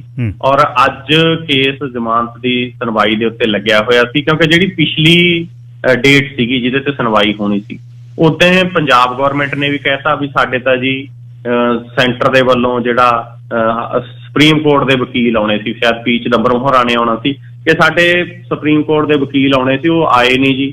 ਉਧਰੋਂ ਮਜੀਠੀਆ ਹੋਰਾਂ ਦੇ ਵੀ ਵਕੀਲ ਨੇ ਜਿਹੜੇ ਉਹ ਸੁਪਰੀਮ ਕੋਰਟ 'ਚੋਂ ਆਉਣੇ ਸੀ, ਉਹਨਾਂ ਨੇ ਵੀ ਕਹਿਤਾ ਵੀ ਉਹ ਆਏ ਨਹੀਂ ਜੀ, ਸਾਨੂੰ ਅਗਲੀ ਡੇਟ ਦੇ ਦਿਓ। ਤਾਂ ਡੇਟ ਆ ਜਿਹੜੀ ਉਹ 5 ਜਨਵਰੀ ਮਿਲ ਗਈ ਸੀ। ਤਾਂ ਅੱਜ 5 ਜਨਵਰੀ ਨੂੰ ਸੁਣਵਾਈ ਹੋਈ ਹੈ, ਔਰ ਹੁਣ ਜਿਹੜੀ ਜ਼ਮਾਨਤ ਅਰਜੀ ਦੇ ਉੱਤੇ ਪੰਜਾਬ ਸਰਕਾਰ ਨੂੰ ਨੋਟਿਸ ਜਾਰੀ ਕੀਤਾ, ਔਰ ਮਾਮਲੇ ਦੀ ਅਗਲੀ ਸੁਣਵਾਈ 10 ਜਨਵਰੀ ਤੇ ਪਾ ਦਿੱਤੀ ਆ। ਸੋ 10 ਜਨਵਰੀ ਦੇ ਉੱਤੇ ਪਾਉਣ ਨਾਲ 5 ਦਿਨ ਹੋਰ ਮਿਲ ਗਏ ਗਿੱਲ ਸਾਹਿਬ ਪੰਜਾਬ ਸਰਕਾਰ ਨੂੰ। ਜੇ ਚਾਹਣ ਤਾਂ ਪੜ ਸਕਦੇ ਨੇ, ਕਿਉਂਕਿ ਹਾਈ ਕੋਰਟ ਨੇ ਉਹਦੀ ਜ਼ਮਾਨਤ ਦੇ ਉੱਤੇ ਰੋਕ ਨਹੀਂ ਲਾਈ, ਉਹਦੀ ਗ੍ਰਿਫਤਾਰੀ ਤੇ ਰੋਕ ਨਹੀਂ ਲਾਈ, ਸੁਣਵਾਈ ਅੱਗੇ ਪਾਈ ਆ। ਯਾਨੀ ਕਿ ਇਹਨਾਂ ਦਿਨਾਂ ਦੇ ਵਿੱਚ 5 ਦਿਨ ਇਹਨਾਂ ਕੋਲੇ ਜੇ ਚਾਹਣ ਤਾਂ ਫੜ ਸਕਦੇ ਨੇ। ਪਰ ਮੈਨੂੰ ਲੱਗਦਾ ਇਹਨਾਂ ਦੀ ਵੀ ਨੀਅਤ ਉਸ ਰੂਪ ਦੀ ਹੈ ਨਹੀਂ ਗੀ ਫੜਨ ਵਾਲੀ, ਨਹੀਂ ਤਾਂ ਹੁਣ ਨੂੰ ਫੜਿਆ ਵੀ ਜਾ ਸਕਦਾ ਸੀ ਸ਼ਾਇਦ। ਤਾਂ ਇਹ ਜ਼ਰੂਰ ਹੈਗਾ ਕਿ ਹੋਰ ਕੇਸ ਨੇ ਜਿਹੜੇ ਉਹਨਾਂ ਦੇ ਵਿੱਚ ਵੀ ਉਲਝਾਇਆ ਜਾ ਸਕਦਾ। ਸੋ ਮੁੱਖ ਰੂਪ ਦੇ ਵਿੱਚ ਇਹ ਹੈ ਕਿ ਆਮ ਆਦਮੀ ਪਾਰਟੀ ਵਾਰ-ਵਾਰ ਇਹ ਗੱਲ ਕਹਿ ਰਹੀ ਹੈ ਕਿ ਇਹ ਇੱਕ ਚੋਣ ਸਟੰਟ ਹੈ, ਇਹਨਾਂ ਨੇ ਹੋਰ ਕੁਝ ਕੀਤਾ ਕਰਾਇਆ ਨਹੀਂ, ਹੁਣ ਇਹਦੇ ਰਾਹੀਂ ਵੋਟਾਂ ਲੈਣੀਆਂ ਚਾਹੁੰਦੇ ਨੇ ਆਮ ਆਦਮੀ ਪਾਰਟੀ ਤੇ ਹੋਰ ਬਹੁਤ ਸਾਰੇ ਲੋਕਾਂ ਦਾ ਜਿਹੜਾ ਕਹਿਣਾ ਹੈਗਾ। ਪਰ ਸਥਿਤੀ ਕੀ ਆ, ਦੁੱਧ ਦਾ ਦੁੱਧ ਪਾਣੀ ਦਾ ਪਾਣੀ ਲੋਕਾਂ ਸਾਹਮਣੇ ਆਉਣਾ ਚਾਹੀਦਾ। ਸਪੈਸ਼ਲ ਇਨਵੈਸਟੀਗੇਸ਼ਨ ਟੀਮ ਬਣਾਉਣ ਜਾਂ ਕੁਝ ਹੋਰ ਕਰਨ। ਇਹ ਨਾ ਹੋਵੇ ਕਿ ਚੋਣਾਂ ਦੇ ਦਿਨਾਂ ਦੇ ਵਿੱਚ ਇਹਨੂੰ ਚੋਣ ਏਜੰਡਾ ਬਣਾ ਕੇ ਵੋਟਾਂ ਲੈ ਜਾਣ, ਫਿਰ 4.5 ਸਾਲ ਜੋ ਚਲੋ ਜੀ ਮਜੀਠੀਆ ਜੀ ਦੇ ਨਾਲ ਮੁੜ ਕੇ ਗਿੱਲ ਸਾਹਿਬ ਘਿਓ ਖਿਚੜੀ, ਔਰ ਉਸ ਤੋਂ ਬਾਅਦ ਫਿਰ ਜਦੋਂ ਵੋਟਾਂ ਆਉਣ ਫਿਰ ਨੇੜੇ ਜਾ ਕੇ ਇਹਨਾਂ ਨੂੰ ਯਾਦ ਆ ਜੇ। ਸੋ ਇਹ ਕਾਰਵਾਈਆਂ ਇਹਨਾਂ ਨੂੰ ਪਹਿਲਾਂ ਕਰਨੀਆਂ ਬਣਦੀਆਂ ਜੀ। ਅਖੀਰ ਦੇ ਵਿੱਚ ਮੂਸੇ ਉਹਨਾਂ ਨੂੰ ਹੁਣ ਟਿਕਟ ਦਾ ਕੀ ਰੌਲਾ ਪਾ ਲਿਆ ਕਾਂਗਰਸ ਨੇ? ਉਹ ਕਹਿੰਦਾ ਮੈਂ ਆਜ਼ਾਦ ਖੜ ਜੂ। ਇਹ ਕੀ ਹੋਇਆ? ਹਾਲੇ ਤਾਂ ਹੁਣੇ ਹੀ ਸ਼ਾਮਲ ਹੋਏ ਸੀ। ਜੀ ਗਿੱਲ ਸਾਹਿਬ, ਦੇਖੋ ਗੱਲ ਤਾਂ ਇਹੀ ਆ, ਜਿਸ ਦਿਨ ਸਿੱਧੂ ਮੂਸੇਵਾਲਾ ਸ਼ਾਮਲ ਹੋਇਆ ਸੀ ਉਸ ਦਿਨ ਤਾਂ ਬੜੀ ਚੜ੍ਹਾਈ ਕਰੀ ਸੀ ਇਹਨਾਂ ਨੇ। ਸਿੱਧੂ ਮੂਸੇਵਾਲੇ ਨੂੰ ਸ਼ਾਮਲ ਕੀਤਾ, ਸ਼ਾਮਲ ਕਰਨ ਤੋਂ ਬਾਅਦ ਸ਼ਾਮ ਨੂੰ ਹੀ ਰਾਹੁਲ ਗਾਂਧੀ ਕੋਲ ਲੈ ਗਏ ਸਿੱਧੂ ਹੋਰੀ, ਔਰ ਉੱਥੇ ਜਾ ਕੇ ਰਾਹੁਲ ਗਾਂਧੀ ਨਾਲ ਫੋਟੋਆਂ ਕਰਾਈਆਂ, ਬੜਾ ਵੱਡਾ ਗਾਇਕ ਸ਼ਾਮਲ ਕਰ ਲਿਆ ਜੀ। ਕਈ ਕਾਂਗਰਸੀ ਬੜੇ ਮਤਲਬ ਇਸ ਗੱਲ ਨੂੰ ਲੈ ਕੇ ਤਾਹੂ ਹੋਏ ਫਿਰਦੇ ਸੀ ਵੀ ਚਲੋ ਆਪਣਾ ਖਰਚਾ ਹੀ ਘੱਟ ਜਾਊਗਾ, ਨਹੀਂ ਇਕੱਠ ਕਰਨ ਨੂੰ ਆਪਾਂ ਨੂੰ ਗਾਇਕ ਸੱਦਣੇ ਪੈਂਦੇ ਨੇ, ਆਪਾਂ ਨੂੰ ਉਹਨਾਂ ਨੂੰ ਦੇਣਾ ਪੈਂਦਾ ਤਿਲਫੁਲ ਗਾਇਕਾਂ ਨੂੰ ਵੀ ਹਾਂ ਜੀ ਹਾਂ ਫਲਾਨੇ ਗਾਇਕ ਦਾ ਅਖਾੜਾ ਲਵਾਇਆ ਤਾਂ ਲੋਕ ਆਏ, ਵੀ ਮੂਸੇਵਾਲੇ ਨੂੰ ਸੱਦ ਲਿਆ ਕਰਾਂਗੇ ਖਣੀ ਮੁੰਡੇ ਐਂ ਸੁਣਨ ਆ ਜਾਇਆ ਕਰਨਗੇ। ਪਰ ਅਜੇ ਥੋੜੇ ਦਿਨ ਹੀ ਹੋਏ ਸੀ ਸਿੱਧੂ ਮੂਸੇਵਾਲੇ ਨੂੰ ਸ਼ਾਮਲ ਹੋਏ ਨੂੰ, ਕਾਂਗਰਸ 'ਚ ਗੁੱਟਬੰਦੀ ਸ਼ੁਰੂ ਹੋ ਗਈ। ਕਾਂਗਰਸ ਦੇ ਵਿੱਚ ਗੁੱਟਬੰਦੀ ਇਹ ਸ਼ੁਰੂ ਹੋ ਗਈ ਗਿੱਲ ਸਾਹਿਬ ਕਿ ਮਾਨਸਾ ਤੋਂ ਕਾਂਗਰਸ ਪਾਰਟੀ ਦੇ ਜਿਹੜੇ ਆਗੂ ਨੇ ਉਹ ਕਹਿੰਦੇ ਜੀ ਜਿਹੜਾ ਮੂਸੇਵਾਲੇ ਦਾ ਪਿੰਡ ਆ ਉਹ ਮਾਨਸਾ ਵਿਧਾਨ ਸਭਾ ਹਲਕੇ 'ਚ ਨਹੀਂ ਆਉਂਦਾ, ਇਸ ਕਰਕੇ ਅਸੀਂ ਨਹੀਂ ਇੱਥੋਂ ਮੂਸੇਵਾਲੇ ਨੂੰ ਚੋਣ ਲੜਨ ਦੇ ਸਕਦੇ। ਉਹਨਾਂ ਦੇ ਇਹ ਕਹਿਣ ਤੋਂ ਬਾਅਦ ਸਿੱਧੂ ਮੂਸੇਵਾਲੇ ਨੇ ਅੱਡ ਰੈਲੀ ਕਰਤੀ। ਉਹ ਕਹਿੰਦਾ ਵੀ ਮੈਂ ਚੋਣ ਲੜਨੀ ਆ ਤਾਂ ਮਾਨਸਾ ਤੋਂ ਲੜਨੀ ਆ, ਜੇ ਤਾਂ ਮੈਨੂੰ ਕਾਂਗਰਸ ਪਾਰਟੀ ਟਿਕਟ ਦੇਊ ਫਿਰ ਤਾਂ ਠੀਕ ਆ, ਜੇ ਨਾ ਟਿਕਟ ਦੇਊਗਾ ਤਾਂ ਮੈਂ ਆਜ਼ਾਦ ਚੋਣ ਲੜੂੰਗਾ। ਔਰ ਇਸ ਸੰਬੰਧ ਚ ਮੂਸੇਵਾਲੇ ਨੇ ਸਿੱਧੇਆਮ ਕਹਿਤਾ। ਦੂਸਰੀ ਗੱਲ ਇਹ ਕਿ ਨਵਜੋਤ ਸਿੰਘ ਸਿੱਧੂ ਨੇ ਜਿਸ ਦਿਨ ਇਹਨੂੰ ਸ਼ਾਮਲ ਕੀਤਾ ਵਾਇਆ ਰਾਜਾ ਵੜਿੰਗ, ਹਾਲਾਂਕਿ ਰਾਜਾ ਵੜਿੰਗ ਤੇ ਪ੍ਰਗਟ ਸਿੰਘ ਵੀ ਕੱਲ ਕੇਸੀ ਵੇਣੂਗੋਪਾਲ ਨੂੰ ਮਿਲਦੇ ਫਿਰਦੇ ਸੀਗੇ ਸੁਖਜਿੰਦਰ ਰੰਧਾਵੇ ਦੇ ਨਾਲ, ਇਹ ਵੀ ਵੱਡੀਆਂ ਗੱਲਾਂ ਨੇ ਗਿੱਲ ਸਾਹਿਬ। ਇਹਨਾਂ ਨੂੰ ਮੰਤਰੀ ਬਣਾਇਆ ਸਿੱਧੂ ਨੇ, ਨਹੀਂ ਕਿੱਥੇ ਰਾਜੇ ਵੜਿੰਗ ਨੂੰ ਮੰਤਰੀ ਲਵੇ ਲੱਗਣ ਦਿੰਦਾ ਸੀ, ਕੈਪਟਨ ਅਮਰਿੰਦਰ ਸਿੰਘ ਨੇ ਨੇੜੇ ਨਹੀਂ ਲੱਗਣ ਦਿੱਤਾ ਮੰਤਰੀ ਬਣਦੇ, ਨਾ ਪ੍ਰਗਟ ਸਿੰਘ ਨੂੰ ਬਣ ਦਿੱਤਾ ਸੀ। ਪਰ ਹੁਣ ਉਹ ਰੰਧਾਵੇ ਨਾਲ ਵੇਣੂਗੋਪਾਲ ਕੋਲੇ ਫਿਰਦੇ ਆ। ਖੈਰ ਮੂਸੇਵਾਲੇ ਨੂੰ ਸ਼ਾਮਲ ਕਰਾਇਆ, ਹੁਣ ਸਿੱਧੂ ਵੀ ਮੂਸੇਵਾਲੇ ਤੋਂ ਪਾਸੇ ਨਜ਼ਰ ਆ ਰਿਹਾ ਹੈ।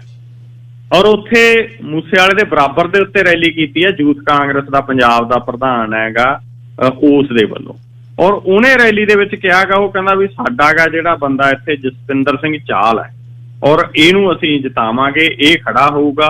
ਔਰ ਯੂਥ ਕਾਂਗਰਸ ਦੇ ਪ੍ਰਧਾਨ ਬਰਿੰਦਰ ਢਿੱਲੋਂ ਨੇ ਇਹ ਗੱਲ ਕਹੀ ਹੈ। ਬਰਿੰਦਰ ਢਿੱਲੋਂ ਵੀ ਚੰਨੀ ਦੇ ਵੀ ਨੇੜੇ ਦੱਸਿਆ ਜਾਂਦਾ, ਸਿੱਧੂ ਦੇ ਵੀ ਨੇੜੇ ਦੱਸਿਆ ਜਾਂਦਾ ਗਾ।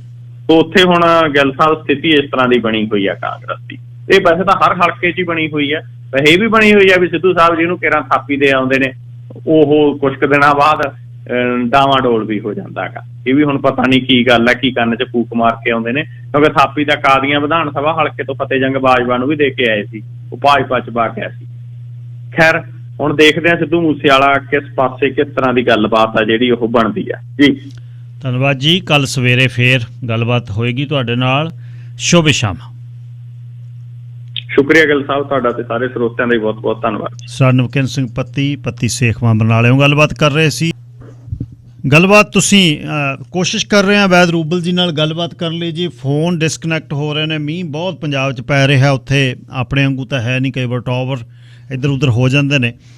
ਪਰ ਜਦ ਤੱਕ ਅਸੀਂ ਕਰ ਰਹੇ ਹਾਂ ਕੋਸ਼ਿਸ਼, ਤੁਸੀਂ ਪ੍ਰਧਾਨ ਮੰਤਰੀ ਮੋਦੀ ਦੀ ਪੰਜਾਬ ਦੀ ਵਿਜ਼ਿਟ ਬਾਰੇ ਜੇ ਕੁਛ ਕੁਇਕ ਗੱਲਬਾਤ ਕਰਨੀ ਚਾਹੋ ਕਿ ਅਗਲੇ ਹਿੱਸੇ ਦੇ ਵਿੱਚ ਫਿਰ ਮੈਂ ਸਰ ਅਮਨਦੀਪ ਸਿੰਘ ਉਹਨਾਂ ਨੂੰ ਲੈਣਾ, ਮੇਰੇ ਖਿਆਲ 5-4 ਕਾਲਸ ਜਿਹੜੀਆਂ ਕਰ ਸਕਦੇ ਹੋ ਤੁਸੀਂ, ਵੀ ਇਹਨੂੰ ਤੁਸੀਂ ਕਿਵੇਂ ਲੈਂਦੇ ਹੋ, ਕਿੱਧਰ ਨੂੰ ਅਸੀਂ ਜਾਵਾਂਗੇ, ਪੰਜਾਬ ਕਿੱਧਰ ਨੂੰ ਤੁਰੂਗਾ। ਹੋਣੀ ਤਾਂ ਰਾਜਨੀਤੀ ਤੋਂ ਮਸਲਾ ਹੱਲ ਹੈ। ਹੁਣ ਜਿਹੜੇ ਧਰਨੇ ਨੇ, ਮੁਜ਼ਾਹਰੇ ਨੇ, ਸੜਕਾਂ ਰੋਕਣੀਆਂ ਨੇ, ਕਿੰਨਾ ਕੁ ਚਿਰ ਰੋਕੀਆਂ ਜਾਣਗੀਆਂ। ਸਾਲ ਆਪਾਂ ਬੈਠ ਕੇ ਆ ਗਏ ਅਤੇ ਉੱਥੋਂ ਕੁਛ ਉਹ ਲੈ ਕੇ ਆਏ ਨੇ, ਉਹਨਾਂ ਨੂੰ ਕਾਨੂੰਨ ਰੱਦ ਕਰ ਦਿੱਤੇ ਨੇ। ਅਤੇ ਪਰ ਹੁਣ ਇਹਦੇ ਵਿੱਚ ਇਹ ਪ੍ਰਧਾਨ ਮੰਤਰੀ ਦਾ ਇੱਕ ਸੂਬੇ 'ਚ ਆਉਣਾ, ਸਿਕਿਉਰਿਟੀ ਜਿਵੇਂ ਉਹ ਦੱਸ ਰਹੇ ਨੇ ਕਿ ਲੈਪਸਸ ਆਏ ਨੇ। CM ਚੰਨੀ ਦਾ ਹੁਣ ਬਿਆਨ ਦੇਣਾ ਮੈਂ ਖੂਨ ਡੋਲ ਦੂੰ ਤੇ ਤੋਂ ਪਹਿਲਾਂ, ਪਰ ਸੜਕ ਰੁਕ ਜਾਣੀ ਅਤੇ ਸੜਕ ਰੁਕਣ ਤੋਂ ਬਾਅਦ ਇਹ ਠੀਕ ਹੈ ਬਈ ਸੜਕਾਂ ਰੁਕਣ ਕਰਕੇ ਹੋ ਸਕਦਾ ਲੋਕ ਘੱਟ, ਜੇ ਹੁਣ ਆਪਾਂ ਇਸ ਨੂੰ ਇਹ ਕਹਿੰਦੇ ਹਾਂ ਵੀ ਉੱਥੇ ਕੁਰਸੀਆਂ ਖਾਲੀ ਸੀ, ਪਰ ਕੁਰਸੀਆਂ ਖਾਲੀ ਦਾ ਕਾਰਨ ਇਹ ਸੀ ਨਾ ਵੀ ਲੋਕ ਜਿਹੜੇ ਜਾਣਾ ਚਾਹੁੰਦੇ ਸੀ ਉਹਨਾਂ ਨੂੰ ਜਾਣ ਨਾ ਦਿੱਤਾ ਗਿਆ, ਇਹਦੇ ਕਰਕੇ ਕੁਰਸੀਆਂ ਖਾਲੀ ਸੀ। ਜੇ ਸੜਕਾਂ ਖਾਲੀ ਹੁੰਦੀਆਂ, ਸੜਕਾਂ ਖਾਲੀ ਹੋਣ ਤੋਂ ਬਾਅਦ ਫਿਰ ਆਪਾਂ ਜੇ ਕਹਿੰਦੇ ਵੀ ਸੜਕਾਂ ਖਾਲੀ ਹੋਣ ਤੋਂ ਬਾਵਜੂਦ ਵੀ ਲੋਕ ਨਹੀਂ ਗਏ ਅਤੇ ਫਿਰ ਆਪਾਂ ਜ਼ਿੰਮਾ ਲਾ ਸਕਦੇ ਸੀ ਬਈ ਲੋਕ ਪਸੰਦ ਨਹੀਂ ਕਰਦੇ। ਕਿਹੜੀ ਰੈਲੀ ਹੈ ਜਿਹਦੇ 'ਚ ਤਨਖਾਹ ਦੇ ਕੇ ਲੋਕ ਦਾਰੂਆਂ ਪਿਲਾ ਕੇ ਭੁੱਕੀਆਂ ਖਿਲਾ ਕੇ ਲੈ ਕੇ ਨਹੀਂ ਜਾਂਦੇ? ਇੱਕ ਰੈਲੀ ਦੱਸ ਸਕਦੇ ਹੋ ਪੰਜਾਬ 'ਚ ਜਿੱਥੇ ਕਾਂਗਰਸ ਨੇ ਜਾਂ ਅਕਾਲੀਆਂ ਨੇ ਜਿਹੜੇ ਨੇ ਉਹ ਰੈਲੀ ਦੀਆਂ ਬੱਸਾਂ, ਜ਼ਿੰਮੇਵਾਰੀ ਜਦ ਲੱਗ ਜਾਂਦੀ ਹੈ ਸਰਪੰਚਾਂ ਪੰਚਾਂ ਦੀ ਲੈ ਜਾਂਦੇ ਨੇ ਪਿੰਡ 'ਚ ਉਹ। ਪਰ ਜਦ ਕੋਈ ਸ਼ੁਰੂਆਤ ਕਰਦਾ ਡਾਇਲੋਗ ਦੀ, ਟੇਬਲ 'ਤੇ ਬਹਿੰਦਾ ਹੈ, ਫਿਰ ਉਹਦਾ ਵੀ ਜੇ ਮਾਣ ਨਹੀਂ ਹੁੰਦਾ ਫਿਰ ਅੱਗੇ ਕਿਵੇਂ ਗੱਲ ਜਾਊਗੀ। ਗੱਲ ਇਹ ਹੈ ਪੰਜਾਬ ਦੇ ਵਿੱਚ ਜਿਹੜੀ ਆਰਥਿਕਤਾ ਦਾ ਹਾਲ, ਉਸ ਤੋਂ ਬਾਅਦ ਜੇ ਆਪਾਂ ਗੱਲ ਕਰੀਏ ਨੌਕਰੀਆਂ ਦਾ ਹਾਲ, ਅਤੇ ਹੁਣ ਤੱਕ ਤਾਂ ਭਾਜਪਾ ਨੇ ਰਾਜ ਨਹੀਂ ਕੀਤਾ ਉੱਥੇ ਕਦੇ ਵੀ। ਰਾਜ ਤਾਂ ਅਕਾਲੀਆਂ ਅਤੇ ਕਾਂਗਰਸ ਨੇ ਕੀਤਾ। ਜੇ ਹੁਣ 2 ਤੋਂ ਹੀ ਲਾਈਏ ਗੱਲ ਪਿਛਲੇ 20 ਸਾਲਾਂ ਦੀ, ਤਾਂ ਕਿੱਥੇ ਗੱਲ ਖੜੀ ਆ। ਹੁਣ ਜ਼ਿੰਮੇਵਾਰ ਕਿਹਨੂੰ ਦੇ ਸਕਦੇ ਆ?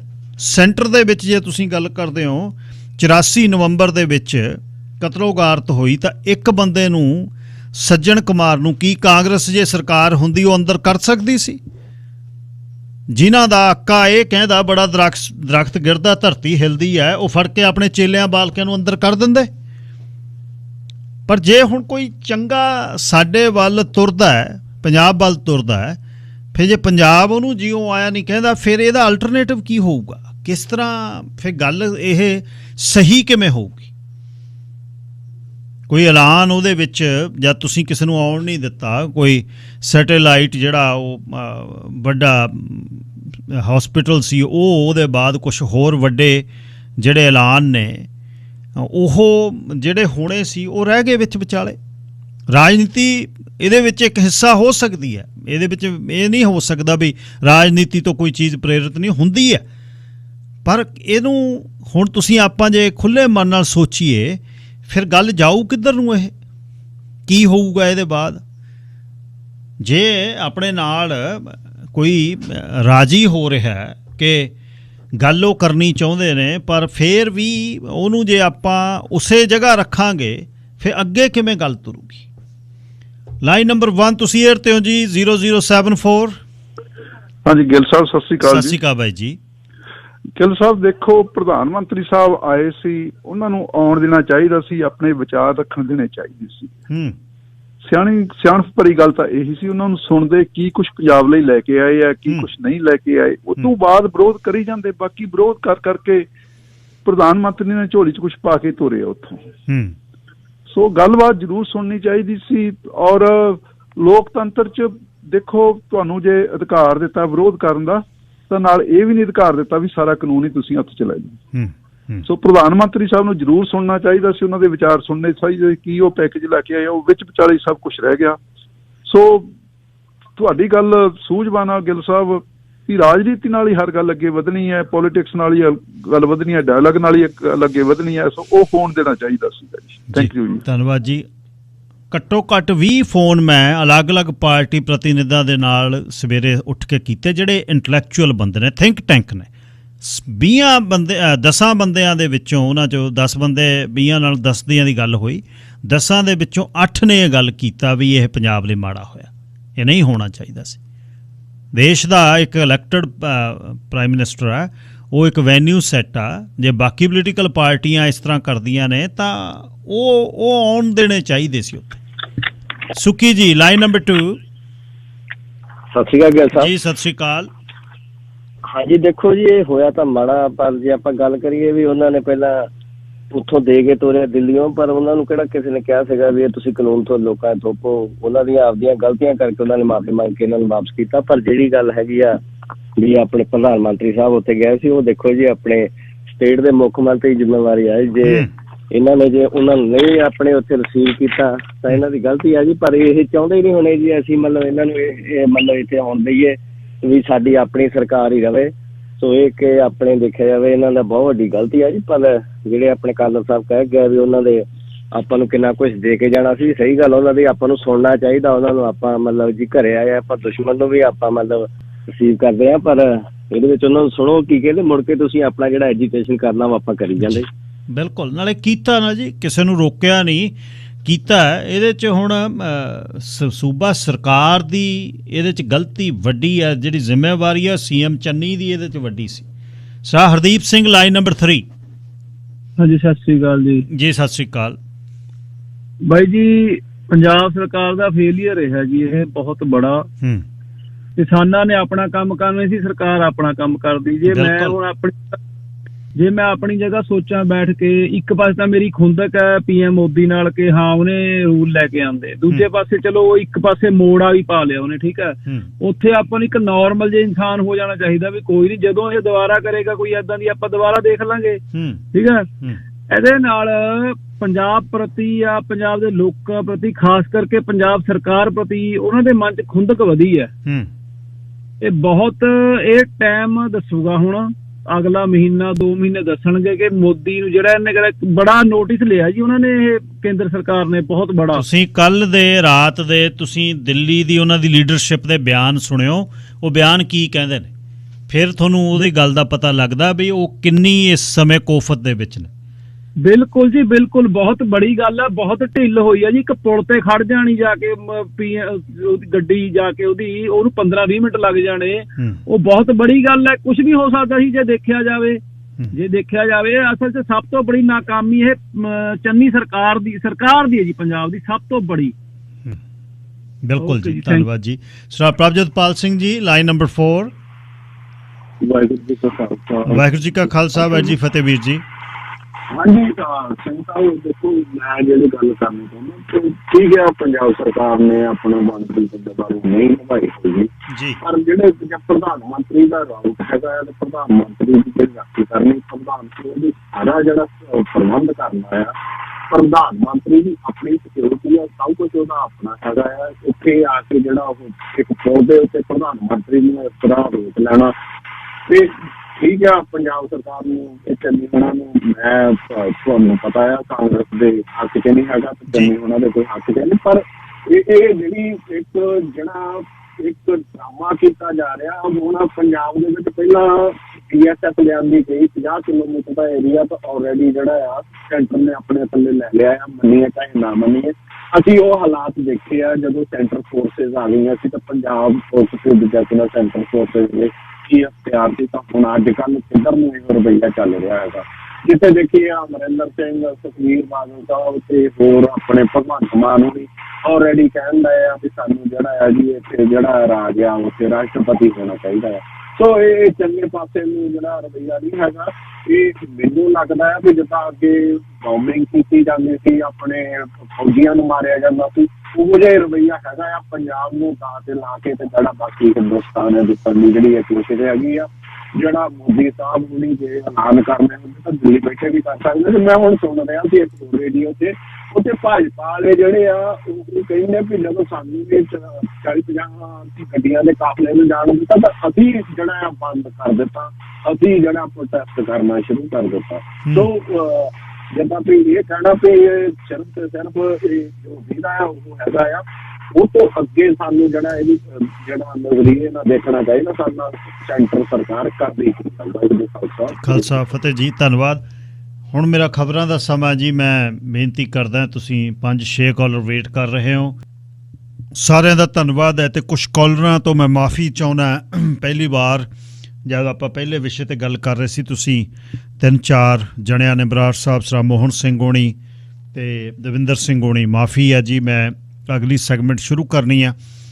ਤੇ ਇਹ ਵਿਸ਼ਾ ਤੁਹਾਡੀ ਖੁੱਲ੍ਹੀ ਗੱਲ ਕਰਨ ਦੀ ਮੰਗ ਕਰਦਾ ਹੈ। ਮੈਂ ਕੱਲ੍ਹ ਨੂੰ ਇਸ 'ਤੇ 1 ਘੰਟਾ ਗੱਲ ਕਰਨੀ ਚਾਹੁੰਦਾ, ਨਾਲੇ ਹੋਰ ਗੱਲ ਨਿੱਤਰ ਕੇ ਕੱਲ੍ਹ ਤੱਕ ਸਾਹਮਣੇ ਆ ਜੂ ਕਿ ਪ੍ਰਧਾਨ ਮੰਤਰੀ ਮੋਦੀ ਦੀ ਇਸ ਰੈਲੀ 'ਤੇ ਉਹ ਪਹੁੰਚਣ ਵਿੱਚ ਸਫਲ ਕਿਉਂ ਨਾ ਹੋਏ।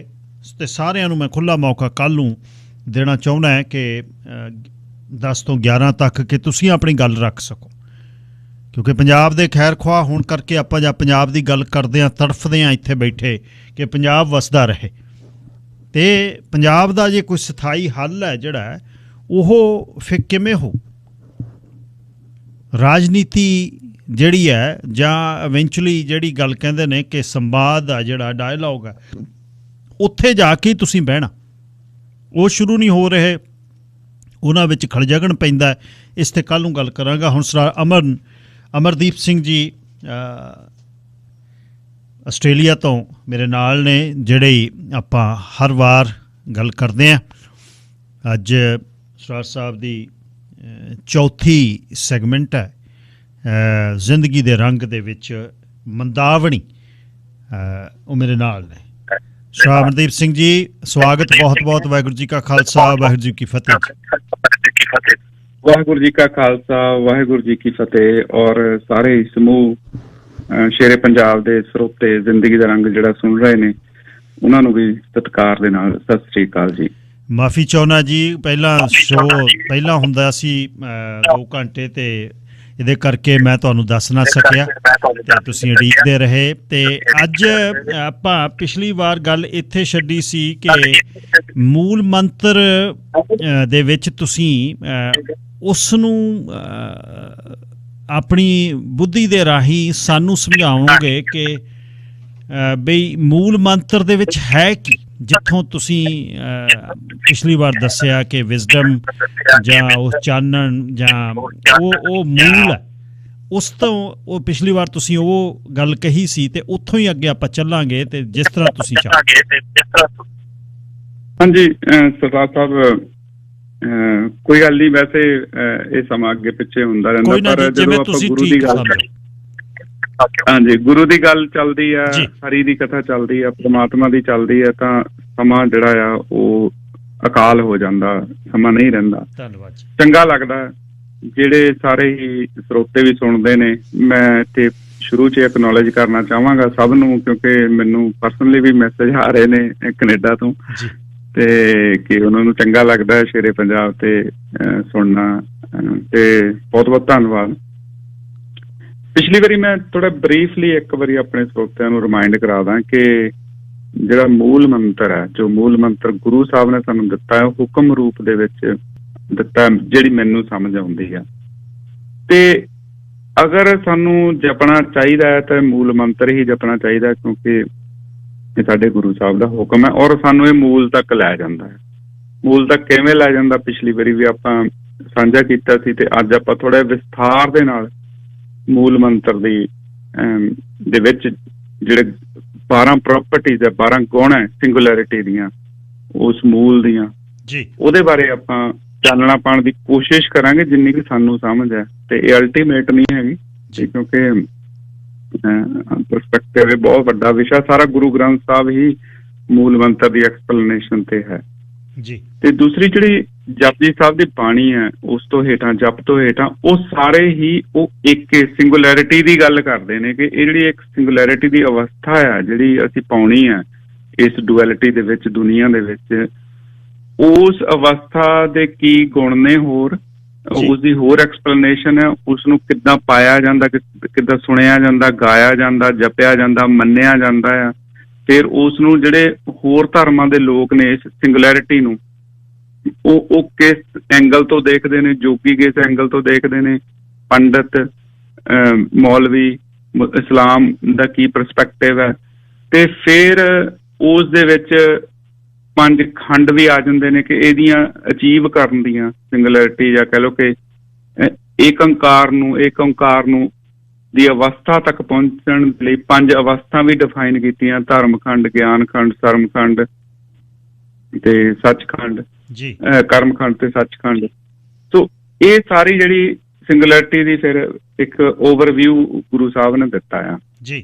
ਉਸ ਤੋਂ ਬਾਅਦ ਗੁਰੂ ਗ੍ਰੰਥ ਸਾਹਿਬ ਦੇ ਵਿੱਚ ਇਹ ਜਿਹੜੇ 12 ਗੁਣ ਨੇ, ਉਹਦੇ ਬਹੁਤ ਥਾਵਾਂ ਦੇ ਉੱਤੇ ਵੱਖ-ਵੱਖ ਭਗਤਾਂ ਨੇ, ਗੁਰੂ ਸਾਹਿਬਾਨ ਨੇ, ਬਾਣੀਕਾਰਾਂ ਨੇ ਨਾ ਇਹਨਾਂ ਨੂੰ ਡਿਫਾਈਨ ਕੀਤਾ ਹੋਇਆ। ਜਿੱਦਾਂ ਬਹੁਤ ਸਾਰੇ ਥਾਂ ਤੇ ਕਰਤੇ ਨੂੰ ਡਿਫਾਈਨ ਕੀਤਾ, ਬਹੁਤ ਥਾਂ ਤੇ ਨਿਰਭਉ ਦਾ ਕਨਸੈਪਟ ਜਿਹੜਾ ਸਾਨੂੰ ਡਿਟੇਲ 'ਚ ਸਮਝਾਇਆ ਹੋਇਆ ਹੈ, ਅਜੂਨੀ ਦਾ, ਪੈ ਭੰਗ ਦਾ, ਗੁਰ ਦਾ, ਪ੍ਰਸਾਦ ਦਾ, ਇਹ ਡਿਟੇਲ ਬਹੁਤ ਸਾਨੂੰ ਮਤਲਬ ਮਿਲ ਜਾਂਦੀ ਹੈ ਗੁਰਬਾਣੀ ਦੇ ਵਿੱਚ ਜੀ।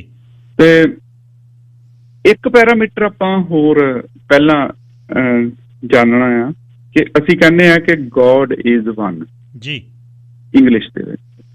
ਇਹ ਪੱਛਮ ਦਾ ਪਰਸਪੈਕਟਿਵ ਹੈ ਸਾਡੇ ਏਕ ਓਂਕਾਰ ਦਾ, ਗੋਡ ਇਜ਼ ਵਨ।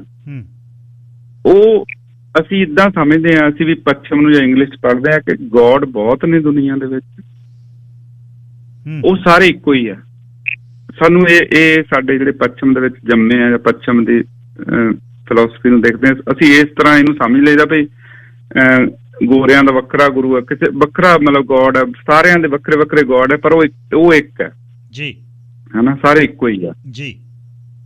ਪਰ ਜਿਹੜਾ ਸਾਡੇ ਸੰਦਰਭ ਦੇ ਵਿੱਚ, ਗੁਰਬਾਣੀ ਦੇ ਸੰਦਰਭ ਦੇ ਵਿੱਚ, ਉਹ ਇਹ ਹੈ ਵੀ ਜਦੋਂ ਏਕੇ ਦੀ ਅਵਸਥਾ ਪੈਦਾ ਹੋ ਜਾਂਦੀ ਹੈ ਨਾ, ਜਿਸ ਥਾਂ ਦੇ ਉੱਤੇ, ਜਿਸ ਸਥਾਨ ਦੇ ਉੱਤੇ, ਜਿਸ ਬੋਡੀ ਦੇ ਅੰਦਰ, ਜਿਸ ਮਨ ਦੇ ਅੰਦਰ ਜਾਂ ਜਿਸ ਬ੍ਰਹਿਮੰਡ ਦੇ ਅੰਦਰ, ਜਦੋਂ ਏਕੇ ਦੀ ਅਵਸਥਾ ਪੈਦਾ ਹੋ ਜਾਂਦੀ ਆ, ਉਹ ਹੀ ਸੁਪਰੀਮ ਅਵਸਥਾ ਹੈ, ਗੁਰਬਾਣੀ ਜੀ ਇਹ ਕਹਿੰਦੀ ਹੈ। ਤੇ ਉਹਦੇ ਵਿੱਚ ਕੋਈ ਫਿਜ਼ੀਕਲ ਗੋਡ ਜਾਂ ਜਿਹੜਾ ਸਾਡਾ ਨਾਮ ਦਿੱਤਾ ਹੋਇਆ ਗੋਡ ਨੂੰ, ਉਹ ਨਹੀਂ ਹੈਗਾ। ਇਹ ਐਕਚੁਅਲੀ ਇਹ ਆਟੋਮੈਟਿਕਲੀ ਬਣਦੀ ਹੈ ਜੀ। ਹੁਣ ਇਹਦੇ ਵਿੱਚ ਇੱਕ ਅਵਸਥਾ ਜਿਹੜੀ ਆ ਉਹ ਹੈਗੀ ਆ ਗੁਪਤ ਤੇ ਇੱਕ ਹੈਗੀ ਆ ਪ੍ਰਗਟ ਜੀ। ਤੇ ਜਿਹੜਾ ਓੰਕਾਰ ਦਾ ਸਿੰਬਲ ਹੈ, ਉਹ ਓਮ ਦਾ ਸਿੰਬਲ ਹੈ, ਉਹ ਕਰਤਾ ਮੰਨਿਆ ਗਿਆ ਕਿ ਓੰਕਾਰ ਤੋਂ ਧਰਤੀ ਜਿਹੜੀ ਉਹ ਸਾਰੇ ਨੂੰ ਪ੍ਰੋਡਿਊਸ ਕਰ ਲਈ ਹੈ ਜਾਂ ਪ੍ਰੋਡਿਊਸ ਕਰ ਰਹੀ ਹੈ। ਤੇ ਪਰ ਉਹਦੇ ਪਿੱਛੇ ਜਿਹੜਾ ਇਫੈਕਟ ਹੈ, ਕਾਰਨ ਹੈ ਜੀ, ਉਹ ਏਕੰਕਾਰ ਹੈ, ਏਕੇ ਦੀ ਅਵਸਥਾ ਹੈ। ਤੇ ਵੇਦਾਂ ਦੇ ਵਿੱਚ ਵੀ ਇਹਦਾ ਬਹੁਤ ਜ਼ਿਕਰ ਆਉਂਦਾ ਹੈ। ਵੇਦ ਪੜ੍ਹਦੇ ਆ ਤਾਂ ਉੱਥੇ ਵੀ ਵੇਦ ਕਹਿਣ ਇੱਕ ਬਾਤ, ਕਿਉਂਕਿ ਜਪਜੀ ਸਾਹਿਬ ਦੇ ਵਿੱਚ ਹੀ ਇਹ ਪੰਕਤੀਆਂ ਆ ਜਾਂਦੀਆਂ ਨੇ ਜੀ ਕਿ ਮਾਫ ਕਰਨਾ, ਪਾਤਾਲਾ ਪਾਤਾਲ ਲੱਖ ਆਕਾਸ਼ਾਂ ਆਕਾਸ਼ ਤੇ ਇੰਨੇ ਸਾਰੇ ਜਿਹੜੇ ਤੁਸੀਂ ਬੇਸ਼ੱਕ ਘੁੰਮੇ ਆ, ਉਹਦੀ ਸਟੱਡੀ ਕਰ ਲਓ, ਮੈਥਮੈਟਿਕਸ ਲਾ ਲਓ, ਐਸਟ੍ਰੋਨੋਮੀ ਦੇ ਹਿਸਾਬ ਨਾਲ ਓੜ ਕੋੜ ਕਪਾਲ ਥੱਕੇ। ਮਤਲਬ ਪਿੱਛੇ ਵੀ ਤੇ ਹੁਣ ਵੀ ਇਹ ਹਜੇ ਵੀ ਭਾਲ ਜਾਰੀ ਹੈ ਸਾਇੰਟਿਸਟ ਵੱਲੋਂ। ਤੇ ਉਹ ਥੱਕ ਪਹਿਲਾਂ ਵੀ ਥੱਕ ਚੁੱਕੇ ਨੇ ਤੇ ਹੁਣ ਵੀ ਥੱਕਣਾ ਹੀ ਹੈ। ਤੇ ਇਨ ਦਾ ਐਂਡ ਵੇਦ ਕਹਿਣ ਇੱਕ ਬਾਤ ਕਿ ਸਹਿਸ 18 ਕਹਿਣ ਕਿਤਾਬਾਂ ਅਸਲੂ ਇੱਕ ਧਾਤ। ਅਸੀਂ ਅਸਲੀਅਤ ਦੇ ਵਿੱਚ ਏਕਾ ਹੀ ਜਿਹੜਾ ਇਹ ਕਹਿ ਰਿਹਾ, ਏਕੇ ਦੀ ਅਵਸਥਾ ਹੀ ਜਿਹੜੀ ਆ ਉਹ ਟਰੂ ਅਵਸਥਾ ਬਣਨੀ ਹੈ ਜੀ। ਹੁਣ ਇਹ ਕਿੱਦਾਂ ਬਣਨੀ ਹੈ? ਗੁਰਬਾਣੀ ਦੇ ਵਿੱਚ ਹੋਰ ਵੀ ਲਿਖਿਆ ਹੋਇਆ ਬਹੁਤ ਸਾਰੇ ਥਾਵਾਂ ਤੇ ਕਿ ਇੱਕ ਹੈ ਪ੍ਰਗਟ, ਇੱਕ ਹੈ ਗੁਪਤਾ, ਇੱਕ ਹੈ ਧੁੰਦੂਕਾਰੋ। ਤੇ ਪ੍ਰਗਟ ਦੇ ਵਿੱਚ ਵੀ ਸਿੰਗੂਲੈਰਿਟੀ ਚੱਲ ਰਹੀ ਹੈ, ਗੁਪਤ ਦੇ ਵਿੱਚ ਵੀ ਸਿੰਗੂਲੈਰਿਟੀ ਚੱਲਦੀ ਹੈ। ਤੇ ਜਦੋਂ ਇਨ ਬਿਟਵੀਨ ਧੁੰਦੂਕਾਰਾ ਹੁੰਦਾ ਆ ਕਿ ਜਿੱਥੇ ਅਜੇ ਬਣ ਰਹੀ ਹੁੰਦੀ ਹੈ ਸ੍ਰਿਸ਼ਟੀ, ਉੱਥੇ ਵੀ ਏਕੇ ਦੀ ਅਵਸਥਾ ਜਿਹੜੀ ਆ ਉਹ ਚੱਲ ਰਹੀ ਹੁੰਦੀ ਆ। ਤੇ ਜਪਜੀ ਸਾਹਿਬ ਤੋਂ ਬਾਅਦ ਸੁਖਮਨੀ ਸਾਹਿਬ ਦੇ ਵਿੱਚ ਵੀ ਆਉਂਦਾ ਹੈ ਕਿ ਜੋ ਸੰਕੋਚੇ ਤੋ ਨਾਨਕ ਏਕ, ਕਿ ਜਦੋਂ ਸਾਰਾ ਕੁਝ ਖਤਮ ਹੁੰਦਾ ਨਾ, ਉੱਧੜਦਾ ਆ, ਖਤਮ ਤਾਂ ਉਹ ਏਕੇ ਦੇ ਵਿੱਚ ਜਾ ਕੇ ਸਮੋ ਜਾਂਦਾ ਹੈ।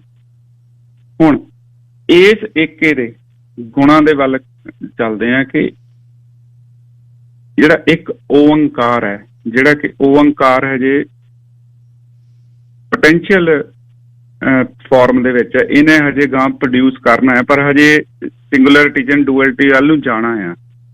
ਤਾਂ ਉਹ ਜਿਹੜੀ ਸਿੰਗੂਲੈਰਿਟੀ ਦੀ ਅਵਸਥਾ ਹੈ ਉਹ ਹੈ ਕੀ? ਉਹ ਸੱਤ ਹੈ।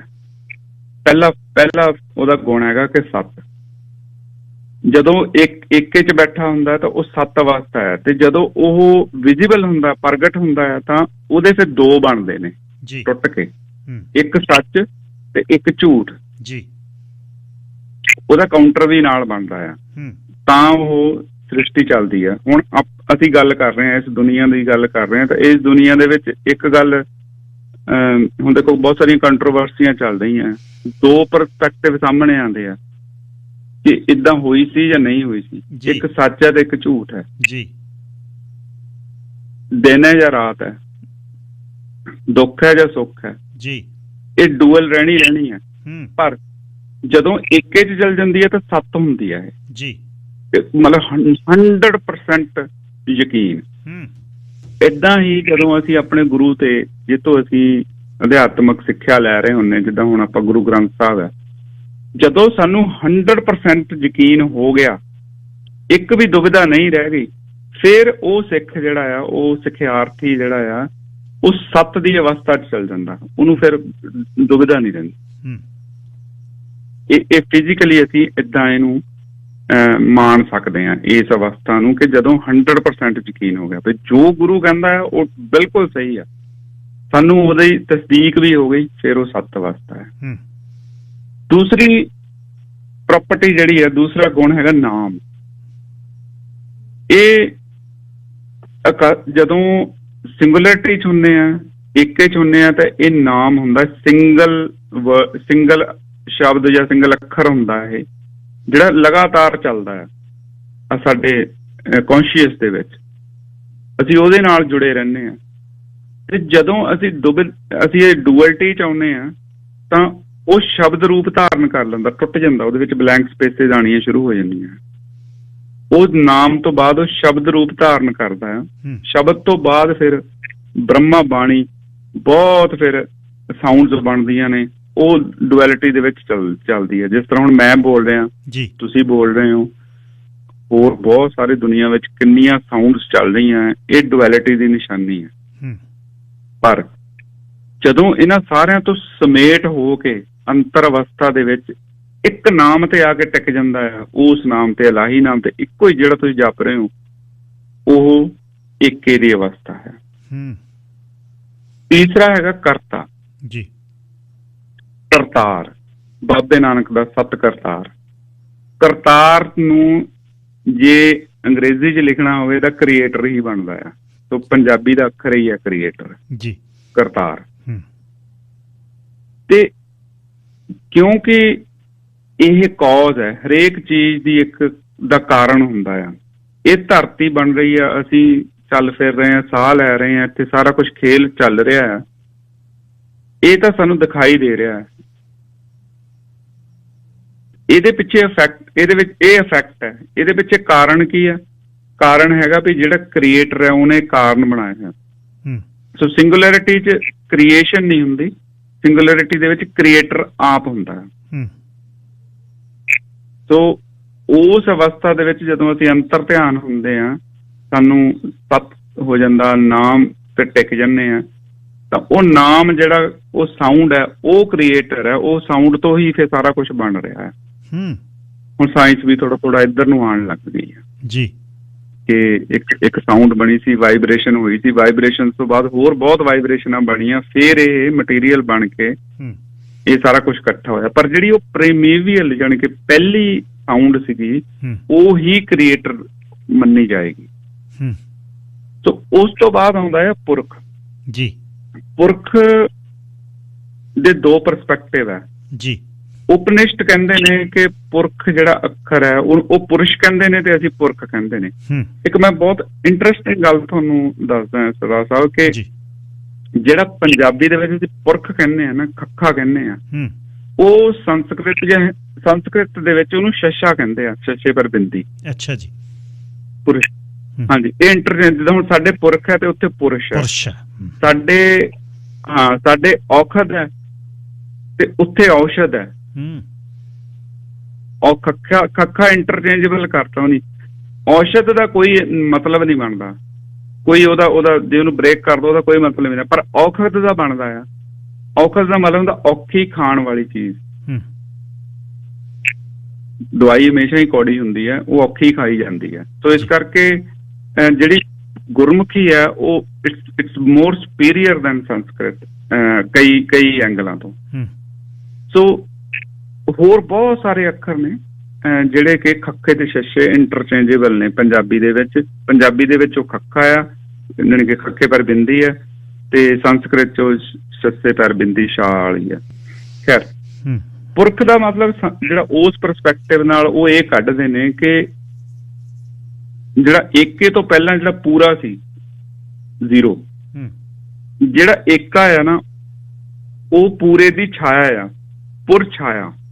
ਪੁਰਛਾਇਆ ਤੋਂ ਪੁਰਸ਼ ਬਣਿਆ ਤੇ ਪੂਰੇ ਦੀ ਇਹ ਕਾਪੀ ਬਣੀ ਇੱਕ ਜੀ। ਤੇ ਇਹਦਾ ਹੀ ਸਿਮਿਲਰ ਮਤਲਬ ਪੰਜਾਬੀ 'ਚ ਵੀ ਨਿਕਲਦਾ ਆ, ਕਿ ਅਸੀਂ ਅਕਸਰ ਦੇਖਨੇ ਕਿ ਬਹੁਤ ਸਾਰੇ ਪਿੰਡਾਂ ਦੇ ਨਾਂ ਦੇ, ਸ਼ਹਿਰਾਂ ਦੇ ਨਾਂ ਦੇ ਮਗਰ ਪੁਰ ਲਿਖਿਆ ਹੁੰਦਾ ਆ, ਕਿ ਮਤਲਬ ਪੁਰੀਆਂ ਵੀ ਮੰਨਿਆ ਜਾਂਦਾ ਕਿ ਪੁਰੀਆਂ ਨੇ। ਉਹ ਪੁਰਾਂ ਦਾ ਮਤਲਬ ਇਹ ਹੁੰਦਾ ਕਿ ਉਹ ਜਿਹੜਾ ਪਿੰਡ ਹੈ ਉਹ ਕੰਪਲੀਟ ਹੈ, ਉਹਦੇ ਵਿੱਚ ਉਹ ਸੈਲਫ ਇਕੋਨਮੀ ਆ, ਉਹਦੇ ਵਿੱਚ ਪ੍ਰੀਸਟ ਵੀ ਆ, ਜਾਣੀ ਕਿ ਬ੍ਰਾਹਮਣ ਵੀ ਆ, ਉਹਦੇ ਵਿੱਚ ਉਹਦੀ ਪ੍ਰੋਟੈਕਸ਼ਨ ਕਰਨ ਵਾਲੇ ਖੱਤਰੀ ਵੀ ਆ। ਮਤਲਬ ਜਿਸ ਤਰ੍ਹਾਂ ਪਹਿਲਾਂ ਪਿੰਡ ਬਣਦੀ ਸੀ, ਉਹਦੇ ਵਿੱਚ ਇੱਕ ਬਾਣੀਏ ਦੀ ਹੱਟੀ ਵੀ ਆ, ਉਹਦੇ ਵਿੱਚ ਜੱਟਾਂ ਦੇ ਘਰ ਵੀ ਨੇ ਜਿਹੜੇ ਕਿਸਾਨੀ ਕਰਦੇ ਨੇ, ਉਹਦੇ ਵਿੱਚ ਸਾਰੀ ਸਪੋਰਟ, ਉਹਦੇ ਵਿੱਚ ਛਿੰਬੇ ਨੇ ਵੀ, ਉਹਦੇ ਵਿੱਚ ਜਲਾਹੇ ਵੀ ਨੇ ਜਿਹੜੇ ਕੱਪੜੇ ਦਾ ਕੰਮ ਕਰਦੇ, ਚਮਿਆਰ ਵੀ ਨੇ ਜਿਹੜੇ ਲੈਦਰ ਦਾ ਕੰਮ ਕਰਦੇ। ਸੋ ਇੱਕ ਉਹ ਕੰਪਲੀਟ ਯੂਨਿਟ ਨੂੰ ਪੁਰ ਕਹਿੰਦੇ ਨੇ, ਕਿ ਜਿਹੜੀ ਆਪਣੇ ਆਪ ਦੇ ਵਿੱਚ ਸਸਟੇਨ ਕਰਦੀ ਹੈ ਆਪਣੇ ਆਪ ਨੂੰ, ਕਿਸੇ ਹੋਰ ਸ਼ਹਿਰ ਜਾਂ ਹੋਰ ਪਿੰਡ ਤੇ ਡਿਪੈਂਡੈਂਟ ਨਹੀਂ ਕਿ ਉੱਥੋਂ ਜਾ ਕੇ ਚੀਜ਼ ਲਿਆਉਣੀ ਪੈਂਦੀ, ਉਹ ਸਾਰੀ ਚੀਜ਼ ਆਪ ਪ੍ਰੋਡਿਊਸ ਕਰ ਰਹੇ ਨੇ ਜੀ।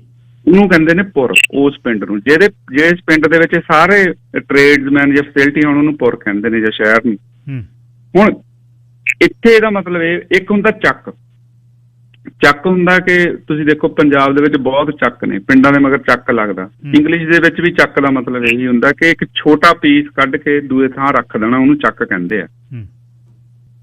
ਇੱਕ ਪਿੰਡ ਬਣਿਆ, ਪਿੰਡ ਦੇ ਵਿੱਚੋਂ ਪਿੰਡ ਦੀ ਪਾਪੂਲੇਸ਼ਨ ਵੱਧ ਗਈ ਤੇ ਉਹਦੇ ਵਿੱਚੋਂ ਇੱਕ ਛੋਟਾ ਗਰੁੱਪ ਨਾਲ ਕਿਲੋਮੀਟਰ ਦੇ ਉੱਤੇ ਇੱਕ ਹੋਰ ਪਿੰਡ ਵਸਾ ਲੈਣਾ ਉਹਨਾਂ ਨੇ ਸਪੋਰਟ ਦੇ ਨਾਲ। ਉਹਨੂੰ ਕਹਿੰਦੇ ਆ ਚੱਕ, ਜਿਸ ਤਰ੍ਹਾਂ ਚੱਕ ਮਾਈ ਦਾਸ, ਗੁਰੂ ਕਾ ਚੱਕ। ਤੇ ਉਹਨਾਂ ਨੇ ਛੋਟਾ ਇੱਥੇ ਚੱਕ ਕੇ ਉੱਥੇ ਰੱਖਤਾ, ਮਤਲਬ ਉਹਦਾ ਕਾਪੀ ਕਰਤੀ ਜੀ ਜੀ, ਸਮਾਲ ਕਾਪੀ। ਜਿਹੜਾ ਪੁਰ ਹੁੰਦਾ ਹੈ ਕਿ ਸਾਰੇ ਦਾ ਸਾਰਾ ਹੀ ਪਿੰਡ ਜਿਹੜਾ ਆ ਉਹਦੀ ਕਾਪੀ ਕਰ ਦੇਣੀ। ਸੋ ਇਹ ਪੁਰਖ ਦੀ ਹੈ, ਦੋਨੋਂ ਬਸ ਸੇਮ ਹੈ, ਸੰਸਕ੍ਰਿਤ ਦਾ ਵੀ ਸੇਮ ਹੈ, ਪਰ ਪੰਜਾਬੀ ਚ ਇਹਨੂੰ ਜ਼ਿਆਦਾ ਐਕਸਪਲੇਨ ਅਸੀਂ ਕਰ ਸਕਦੇ ਹਾਂ ਕਿ ਇੱਕ ਪਿੰਡ ਹੈਗਾ ਤੇ ਉਸ ਪਿੰਡ ਦੀ ਸਾਰੀ ਕਾਪੀ ਦੂਜੇ ਥਾਂ ਬਣਾ ਦੇਣੀ, ਉਹਨੂੰ ਪੁਰਖ ਕਹਿੰਦੇ ਨੇ। ਮਤਲਬ ਉਹ ਇਹ ਇੱਦਾਂ ਹੀ ਜਿਹੜਾ ਨਿਰੰਕਾਰ ਹੈ ਉਹ ਜਦੋਂ ਪੂਰੀ ਦੀ ਪੂਰੀ ਕਾਪੀ ਹੀ ਆਪਣੀ ਇੱਕ ਜਿਹੜੀ ਆ ਉਹ ਏਕੰਕਾਰ ਚ ਲੈ ਕੇ ਆਉਂਦਾ ਹੈ, ਛੋਟਾ ਪਾਰਟ ਨਹੀਂ ਲੈ ਕੇ ਆਉਂਦਾ ਕੋਈ। ਸੋ ਏਕੰਕਾਰ ਜਿਹੜਾ ਪੂਰੀ ਕਾਪੀ ਹੈ ਨਿਰੰਕਾਰ ਦੀ, ਉਹਦੇ ਚ ਪੂਰੇ ਗੁਣ ਨੇ, ਉਹ ਪੂਰਾ ਬਲੂਪ੍ਰਿੰਟ ਹੈ ਜੋ ਕੁਛ ਗਾਂ ਬਣਨਾ ਆ ਸ੍ਰਿਸ਼ਟੀ ਦਾ। ਸੋ ਉਸ ਤੋਂ ਅੱਗੇ ਆਉਂਦਾ ਹੈ ਨਿਰਭਉ। ਨਿਰਭਉ ਇਹ ਏਕੇ ਦੀ ਅਵਸਥਾ ਆ। ਜਿਹੜੀ ਦੁਨੀਆ ਦੀ ਵਿੱਚ ਅਸੀਂ ਰਹਿ ਰਹੇ ਹਾਂ ਉਹਦੇ ਵਿੱਚ ਇੱਕ ਭੈ ਆਉਂਦਾ ਆ, ਸਾਨੂੰ ਡਰ ਲੱਗਦਾ, ਅਸੀਂ ਡਰ ਨਾਲ ਕੰਮ ਕਰ ਰਹੇ ਹਾਂ, ਅਸੀਂ ਡਰਦੇ ਹਾਂ। ਫਿਰ ਹੈਗਾ ਭਉ ਕਿ ਅਸੀਂ ਸ਼ਰਧਾ ਨਾਲ ਕੰਮ ਕਰ ਰਹੇ ਹਾਂ, ਸਾਨੂੰ ਸਤਿਕਾਰ ਹੈ। ਭੈ ਹੁੰਦਾ ਜਿਸ ਤਰ੍ਹਾਂ ਅਸੀਂ ਸਕੂਲ 'ਚ ਪਹਿਲਾਂ ਜਾਂਦੇ ਹਾਂ, ਪ੍ਰਿੰਸੀਪਲ ਸਾਨੂੰ ਜਾਂ ਮਾਸਟਰ ਜਿਹੜੇ ਨੇ ਉਹਨਾਂ ਤੋਂ ਅਸੀਂ ਡਰਦੇ ਹਾਂ ਵੀ ਸਾਨੂੰ ਚਪੇੜ ਮਾਰੂਗੇ, ਸਾਨੂੰ ਕੁੱਟੂਗੇ, ਸਾਨੂੰ ਮੁਰਗਾ ਬਣਾ ਦੂਗੇ, ਉਹਨੂੰ ਕਹਿੰਦੇ ਆ ਭੈ। ਉਹ ਸਾਨੂੰ ਹੋਮਵਰਕ ਕਰਨਾ ਹੀ ਪੈਣਾ ਹੈ ਜੋ ਮਰਜ਼ੀ ਹੋ ਜਾਵੇ, ਅਸੀਂ ਕਿਉਂਕਿ ਡਰਦੇ ਹਾਂ ਕਿ ਸਾਨੂੰ ਸਜ਼ਾ ਨਾ ਮਿਲ ਜਾਵੇ, ਉਹਨੂੰ ਭੈ ਕਹਿੰਦੇ ਆ ਜੀ। ਫਿਰ ਹੁੰਦਾ ਭਉ, ਜਦੋਂ ਅਸੀਂ ਸੀਨੀਅਰ ਚਲ ਜਾਂਦੇ ਹਾਂ ਯੂਨੀਵਰਸਿਟੀਆਂ 'ਚ ਤਾਂ ਉੱਥੇ ਅਸੀਂ ਪ੍ਰੋਫੈਸਰ ਦੀ ਆਪਣੇ ਇੱਜ਼ਤ ਕਰਦੇ ਹਾਂ ਕਿ ਮਨ ਦੇ ਵਿੱਚ ਹੁੰਦਾ ਤੇ ਇੱਜ਼ਤ ਹੈ ਸਾਡੇ, ਤੇ ਅਸੀਂ ਇਹ ਉਹਨਾਂ ਤੋਂ ਸਿੱਖਣਾ ਆ, ਉਹਨੂੰ ਭਉ ਕਹਿੰਦੇ ਆ। ਤੇ ਨਿਰਭਉ ਇਹ ਹੁੰਦਾ ਕਿ ਜਿੱਥੇ ਨਾ ਭਉ ਹੋਵੇ ਜਾਂ ਨਾ ਉੱਤੇ ਭੈ ਹੋਵੇ, ਉਸ ਨੂੰ ਨਿਰਭਉ ਅਵਸਥਾ ਕਹਿੰਦੇ ਆ। ਪਰ ਅਸੀਂ ਉਹਦੀ ਮਨੌਤ ਕਰਦੇ ਹੋਈਏ, ਉਹ ਏਕੇ ਦੀ ਅਵਸਥਾ ਹੈ। ਉਸ ਤੋਂ ਬਾਅਦ ਆਉਂਦਾ ਨਿਰਵੈਰ, ਜਿਹੜੀ ਪ੍ਰਾਪਰਟੀ ਹੈ ਏਕੇ ਦੀ। ਉਹ ਹੈਗੀ ਆ ਕਿ ਦਵੈਤ ਦੇ ਵਿੱਚ, ਸਾਡੀ ਦੁਨੀਆ ਦੇ ਵਿੱਚ ਵੈਰ ਜਿਹੜੀ ਕਿ ਐਨੀਮਿਟੀ, ਹੇਟਰਡ ਹੈ ਸਾਡੇ ਮਨ ਦੇ ਵਿੱਚ ਕਿਸੇ ਦੇ ਨਾਲ, ਔਰ ਜਾਂ ਫਿਰ ਉਹ ਤੋਂ ਉਲਟ ਫਿਰ ਮਿੱਤਰਤਾ ਹੈ, ਜਾਂ ਉਹ ਸਾਡਾ ਮਿੱਤਰ ਹੈ ਜਾਂ ਉਹ ਸਾਡਾ ਵੈਰੀ ਹੈ। ਇਹ ਅਵਸਥਾ ਅਕਸਰ 99% ਏਦਾਂ ਹੀ ਹੁੰਦੀ ਹੈ ਹਰੇਕ ਬੰਦੇ ਨਾਲ ਕਿ ਈਜ਼ੀ ਫਰੈਂਡਲੀ ਵਿਦ ਮੀ ਔਰ ਈਜ਼ੀ ਅਗੇਂਸਟ ਮੀ। ਪਰ ਜਿਹੜੀ ਇਕਹਿਰੀ ਜਾਂ ਏਕੇ ਦੀ ਅਵਸਥਾ, ਉਹਦੇ ਵਿੱਚ ਇਹ ਖਤਮ ਹੋ ਜਾਂਦਾ, ਕੋਈ ਹੁੰਦਾ ਹੀ ਨਹੀਂ, ਵੈਰ ਹੁੰਦਾ ਹੀ ਨਹੀਂ ਕਿਸੇ ਨਾਲ, ਨਾ ਮਿੱਤਰਤਾ ਹੁੰਦੀ ਹੈ। ਉਸ ਤੋਂ ਬਾਅਦ ਆਉਂਦੀ ਹੈ ਜੀ ਜਿਹੜੀ ਪ੍ਰਾਪਰਟੀ ਹੈਗੀ ਅਕਾਲ। ਇਹ ਜਿਹੜਾ ਏਕਾ ਆ, ਏਕਾ ਕਾਲ ਤੋਂ ਬਾਹਰ ਹੈ। ਜੇ ਆਪਾਂ ਇਹਨੂੰ ਲੀਨੀਅਰ ਲਈਏ ਜਾਂ ਸੀਕੁਐਂਸ਼ੀਅਲ ਲਈਏ ਤਾਂ ਪਹਿਲਾਂ ਕਾਲ ਹੈ ਨਹੀਂ ਸੀ, ਟਾਈਮ ਹੈ ਨਹੀਂ ਸੀ, ਪਰ ਏਕਾ ਸੀ। ਉਹ ਤੋਂ ਬਾਅਦ ਪਹਿਲੀ ਚੀਜ਼ ਜਿਹੜੀ ਬਣਾਈ ਆ ਕਰਤੇ ਨੇ, ਉਹ ਕਾਲ ਬਣਾਇਆ। ਸੋ ਇਹ ਏਕਾ ਜਿਹੜਾ ਆ ਇਹ ਕਾਲ ਤੋਂ ਬਾਹਰਲੀ ਗੱਲ ਹੈ। ਹੁਣ ਸਿੰਘ ਸਾਹਿਬ ਥੋੜੀ ਜਿਹੀ ਗੱਲ ਕਰਦੇ ਆ ਕਿ ਇਹ ਜਿਹੜੀਆਂ ਗੱਲਾਂ ਨੇ, ਸ੍ਰਿਸ਼ਟੀ ਕਦੋਂ ਬਣੀ, ਕਿੰਨੇ ਬਿਲੀਅਨ ਸਾਲ ਪਹਿਲਾਂ, ਇਹਦੇ ਨਾਲ ਅੱਜ ਮੈਨੂੰ ਜਾਂ ਤੁਹਾਨੂੰ ਕੀ ਲੈਣ ਦੇਣਾ? ਬਿਲਕੁਲ ਠੀਕ ਹੈ ਨਾ। ਇਹ ਇੱਕ why are we talking about it, ਜਦੋਂ ਇਹ ਇਸ ਐਂਗਲ ਤੋਂ ਇਕੱਲਾ ਦੇਖਣਾ। ਪਰ ਗੁਰੂ ਸਾਹਿਬ ਇਹ ਕਹਿੰਦੇ ਆ, ਸਾਨੂੰ ਇਹ ਸਮਝਾਉਂਦੇ ਨੇ ਬਾਣੀ ਦੇ ਵਿੱਚ ਵੀ ਕਿ ਜਦੋਂ ਨਾ ਅਸੀਂ ਏਕੇ ਨਾਲ ਜੁੜਦੇ ਹਾਂ, ਉਸ ਨਾਮ ਨਾਲ ਉਹ ਜੁੜਦੇ ਹਾਂ, ਇਕਾਗਰ ਹੋ ਜਾਂਦੇ ਹਾਂ, ਤਾਂ ਉਹ ਜਿਹੜੀ ਸਾਡੀ ਇਸ ਧਰਤੀ ਦੇ ਕਾਲ ਦੇ ਵਿੱਚ ਬੈਠ ਕੇ ਸਾਡੀ ਅਵਸਥਾ ਹੁੰਦੀ ਹੈ, ਉਹ ਅਕਾਲ ਰੂਪ ਹੋ ਜਾਂਦੀ ਹੈ, ਸਮੇਂ ਦਾ ਪਤਾ ਨਹੀਂ ਲੱਗਦਾ। ਆਪਾਂ ਨੋਟ ਕੀਤਾ ਹੋਣਾ ਕਿ ਕਈ ਵਾਰੀ ਅਸੀਂ ਮੈਡੀਟੇਸ਼ਨ 'ਚ ਜਾਂਦੇ ਹਾਂ, ਕੋਈ ਇਹੋ ਜਿਹੀ ਗੱਲਾਂ ਕਰਦੇ ਹਾਂ, ਪਰਮਾਤਮਾ ਦੀਆਂ ਗੱਲਾਂ ਕਰਦੇ ਹਾਂ ਕਿ ਸਾਨੂੰ ਸਮੇਂ ਦੀ ਸੋਝੀ ਨਹੀਂ ਰਹਿੰਦੀ। ਕਈ ਵਾਰੀ ਇਹੋ ਜਿਹੀ ਬਿਰਤੀ ਲੱਗਦੀ ਹੈ ਕਿ ਸਾਨੂੰ ਇਉਂ ਲੱਗਦਾ ਕਿ ਅਸੀਂ 3-4 ਘੰਟੇ ਬਿਰਤੀ ਲਾ ਕੇ ਬੈਠੇ ਹਾਂ, ਪਰ ਹੋਈ ਉਹ ਏਦਾਂ ਹੁੰਦੀ ਹੈ ਕਿ ਉਹ ਸਿਰਫ 5 ਜਾਂ 10 ਸੈਕਿੰਡ ਜਾਂ 1 ਮਿੰਟ ਦੇ ਵਾਸਤੇ ਅਸੀਂ ਉਸ ਅਵਸਥਾ 'ਚ ਪਹੁੰਚੇ ਹੁੰਦੇ, ਪਰ ਸਾਨੂੰ ਇਉਂ ਲੱਗਦਾ ਕਿ ਅਸੀਂ ਬਹੁਤ ਦੇਰ ਤੋਂ ਬੈਠੇ ਹਾਂ ਜੀ, ਜਾਂ ਅਦਰ ਵੇ ਅਰਾਊਂਡ, ਕਿ ਸਾਡੀ ਜਿਹੜੀ ਮਤਲਬ ਬਿਰਤੀ ਆ ਉਹ 4-5 ਘੰਟੇ ਲੱਗੀ ਜਾਂ 2 ਘੰਟੇ ਲੱਗੀ, ਤੇ ਸਾਨੂੰ ਇਉਂ ਲੱਗਿਆ ਕਿ ਹਜੇ 10 ਸੈਕਿੰਡ ਹੋਏ ਨੇ। ਇਹ ਅਵਸਥਾ ਪੈਦਾ ਹੁੰਦੀ ਆ, ਹਰ ਮਨ ਦੇ ਵਿੱਚ ਹੁੰਦੀ ਆ, ਪਰ ਸਾਨੂੰ ਇਹਦੀ ਸੋਝੀ ਨਹੀਂ ਹੈਗੀ। ਅਕਾਲ ਦੀ ਅਵਸਥਾ ਪੈਦਾ ਹੁੰਦੀ ਆ, ਸਾਨੂੰ ਸੋਝੀ ਆਣੀ ਚਾਹੀਦੀ ਆ। ਸੋ ਇਹ ਅਵਸਥਾ ਹਰ ਬੰਦੇ 'ਚ ਹੁੰਦੀ ਆ। ਤੇ ਉਸ ਤੋਂ ਬਾਅਦ ਜਿਹੜੀ ਪ੍ਰਾਪਰਟੀ ਹੋ ਗਈ ਮੂਰਤ, ਜਿਹੜਾ ਏਕਾ ਆ, ਏਕਾ ਵੀ ਜਿਹੜੀ ਆ ਉਹ ਜਿਸ ਤਰ੍ਹਾਂ ਆਪਾਂ ਕਹਿੰਦੇ ਆ ਕਿ ਪੁਰਖ ਹੈ, ਕਿ ਉਹ ਪੂਰੇ ਦੀ ਕਾਪੀ ਹੈ। ਤੇ ਇਹ ਜਿਹੜਾ ਏਕਾ ਬਲੂਪ੍ਰਿੰਟ ਬਣਿਆ ਇਸ ਸ੍ਰਿਸ਼ਟੀ ਦਾ, ਇਹ ਵੀ ਨਿਰੰਕਾਰ ਦੀ ਮੂਰਤ ਹੈ, ਪ੍ਰੋਜੈਕਸ਼ਨ ਹੈ। ਜਿੱਦਾਂ ਅਸੀਂ ਸਿਨੇਮੇ 'ਚ ਜਾਂਦੇ ਹਾਂ, ਪ੍ਰੋਜੈਕਟਰ ਚੱਲ ਰਿਹਾ ਜੀ, ਪ੍ਰੋਜੈਕਟਰ ਲਾਈਟ ਬਣਾਉਂਦਾ ਹੈ, ਤੇ ਉਹ ਨਿਰੰਕਾਰ ਹੈ। ਉੱਤੋਂ ਜਿਹੜੀ ਇੱਕ ਬਰੀਕ ਲਾਈਟ ਨਿਕਲ ਕੇ ਸਕਰੀਨ ਤੇ ਚੱਲ ਰਹੀ ਹੈ, ਉਹ ਮੂਰਤ ਹੈ, ਪ੍ਰੋਜੈਕਸ਼ਨ। ਬਿਲਕੁਲ ਠੀਕ ਹੈ। ਇਸੇ ਹੀ ਤਰ੍ਹਾਂ ਜਿਹੜੀ ਏਕੇ ਦੀ ਅਵਸਥਾ ਵੀ ਹੈ ਨਾ, ਉਹ ਵੀ ਇੱਕ ਮੂਰਤ ਹੈ ਨਿਰੰਕਾਰ ਦੀ। ਇਹਨੂੰ ਪੋਜ਼ਿਟਿਵ ਤਰੀਕੇ ਨਾਲ ਇਸ ਤਰ੍ਹਾਂ ਅਸੀਂ ਲੈਂਦੇ ਹਾਂ। ਹੁਣ ਉਸ ਤੋਂ ਬਾਅਦ ਆਉਂਦੀ ਅਜੂਨੀ। ਇਹ ਜਿਹੜੀ ਅਵਸਥਾ ਆ ਜਾਂ ਇਹ ਜਿਹੜੀ ਪ੍ਰਾਪਰਟੀ ਹੈ ਏਕ ਓਂਕਾਰ ਦੀ, ਇਹ ਕਦੇ ਵੀ ਜੂਨ 'ਚ ਪੈਦਾ ਨਹੀਂ ਹੁੰਦੀ। ਮਤਲਬ ਇਹ ਜਨਮ ਮਰਨ ਤੋਂ ਬਾਹਰਲੀ ਗੱਲ ਹੈ। ਇਹ ਰਹਿੰਦੀ ਹੈ, ਰਹਿਣੀ ਆ ਆਲਵੇਜ਼। ਜੇ ਅੱਜ ਤੁਹਾਡੇ 'ਚ ਹੈ, ਕੱਲ 2 ਮਿੰਟਾਂ ਬਾਅਦ ਮੇਰੇ 'ਚ ਵੀ ਆ ਸਕਦੀ ਆ, ਕਿਸੇ ਹੋਰ ਸੱਜਣ 'ਚ ਵੀ ਆ ਸਕਦੀ, ਕਿਸੇ ਹੋਰ ਭਗਤ 'ਚ ਵੀ। ਦੁਨੀਆ ਦੇ ਕਿਸੇ ਵੀ ਹਿੱਸੇ ਦੇ ਉੱਤੇ, ਕਿਸੇ ਵੀ ਥਾਂ ਦੇ ਉੱਤੇ, ਕਿਸੇ ਵੀ ਜਗ੍ਹਾ ਤੇ, ਕਿਸੇ ਵੀ ਪ੍ਰਾਣੀ ਦੇ ਅੰਦਰ ਇਹ ਅਵਸਥਾ ਪੈਦਾ ਹੋ ਜਾਂਦੀ ਆ, ਫਿਰ ਅਲੋਪ ਹੋ ਜਾਂਦੀ ਆ। ਪਰ ਏਦਾਂ ਨਹੀਂ ਹੈਗੀ ਤੇ ਇਹ ਸਿਰਫ ਮਤਲਬ ਅਵਸਥਾ ਨੇ ਜੰਮਣਾ ਆ, ਜੰਮ ਕੇ ਫੇਰ ਪੈਦਾ ਹੋਣਾ ਆ, ਨਹੀਂ, ਇਹ ਆਲਵੇਜ਼ ਰਹਿੰਦੀ ਆ। ਸੋ ਇਹ ਇੱਕ ਏਕੇ ਦੀ ਪ੍ਰਾਪਰਟੀ ਹੈ। ਤੇ ਉਸ ਤੋਂ ਬਾਅਦ ਆਉਂਦੀ ਹੈ ਸਹਿਭੰਗ ਦੀ। ਸਹਿਭੰਗ ਸਹਿ ਤੋਂ ਸਵੈ ਭੰਗ ਤੋਂ ਬਣਿਆ ਇਹ। ਸਵੈ ਦਾ ਮਤਲਬ ਹੁੰਦਾ ਸੈਲਫ, ਭੰਗ ਤੋਂ ਮਤਲਬ ਹੁੰਦਾ ਹੈ ਕਿ ਟੁੱਟ ਜਾਣਾ, ਤੋੜਨਾ ਜਾਂ ਉਹਨੂੰ ਕਾਪੀ ਕਰ ਦੇਣੀ। ਕਿ ਇਹ ਜਿਹੜੀ ਅਵਸਥਾ ਆ, ਇਹ ਕਿਸੇ ਨੇ ਨਹੀਂ ਛੇਣੀ ਲੈ ਕੇ ਨਹੀਂ ਤੋੜ ਦਿੱਤੀ ਇਹਨੂੰ, ਜਾਂ ਆਰੀ ਲੈ ਕੇ ਵੱਢ ਕੇ ਦੂਜੀ ਕਾਪੀ ਨਹੀਂ ਬਣਾਈ। ਇਹ ਨਿਰੰਕਾਰ ਤੋਂ ਜਿਹੜਾ ਏਕੇ 'ਚ ਕਨਵਰਟ ਹੋਇਆ, ਇਹ ਆਪਣੀ ਮਰਜ਼ੀ ਨਾਲ ਹੋਇਆ ਆ, ਕਿਸੇ ਨੇ ਨਹੀਂ ਕੀਤਾ। ਇਸੇ ਹੀ ਤਰ੍ਹਾਂ ਸਿੰਘ ਸਾਹਿਬ, ਜਿਹੜੀ ਤੁਹਾਡੇ ਵਿੱਚ ਏਕੇ ਦੀ ਅਵਸਥਾ ਜਦੋਂ ਪੈਦਾ ਹੋਣੀ ਆ, ਉਹ ਮੈਂ ਨਹੀਂ ਉਹਨੂੰ ਕਰ ਸਕਦਾ, ਮੈਂ ਨਹੀਂ ਉਹਨੂੰ ਮਤਲਬ ਬਣਾ ਸਕਦਾ ਉਸ ਅਵਸਥਾ ਨੂੰ। ਉਹ ਤੁਹਾਡੇ ਅੰਦਰ ਜਿਹੜਾ ਨਿਰੰਕਾਰ ਬੈਠਾ, ਉਹਦੇ ਚੋਂ ਹੀ ਬਣਨੀ ਹੈ। ਇਹ ਆਪਣੀ ਮਰਜ਼ੀ ਨਾਲ ਬਣਨੀ ਆ। ਇਹ ਗਾਂ ਅਗਲੇ ਲਾਸਟ ਗੁਣ ਦੇ ਵਿੱਚ ਸਾਹਮਣੇ ਆ ਜਾਊਗੀ। ਸੋ ਇਸ ਨੂੰ ਕੋਈ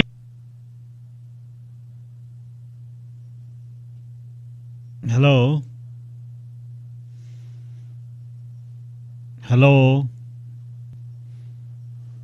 ਲੱਗਦਾ ਵੀ ਫੋਨ ਕੱਟਿਆ ਗਿਆ। ਸਰ ਅਮਰਦੀਪ ਸਿੰਘ ਗੱਲਬਾਤ ਕਰ ਰਹੇ ਸੀ ਤੇ ਫੋਨ ਕੁਦਰਤੀ ਡਿਸਕਨੈਕਟ ਹੋ ਗਿਆ। ਸਰ ਸਾਹਿਬ, ਸਹਿਭੰਗ ਤੇ ਸੀ ਜੀ ਆਪਾਂ,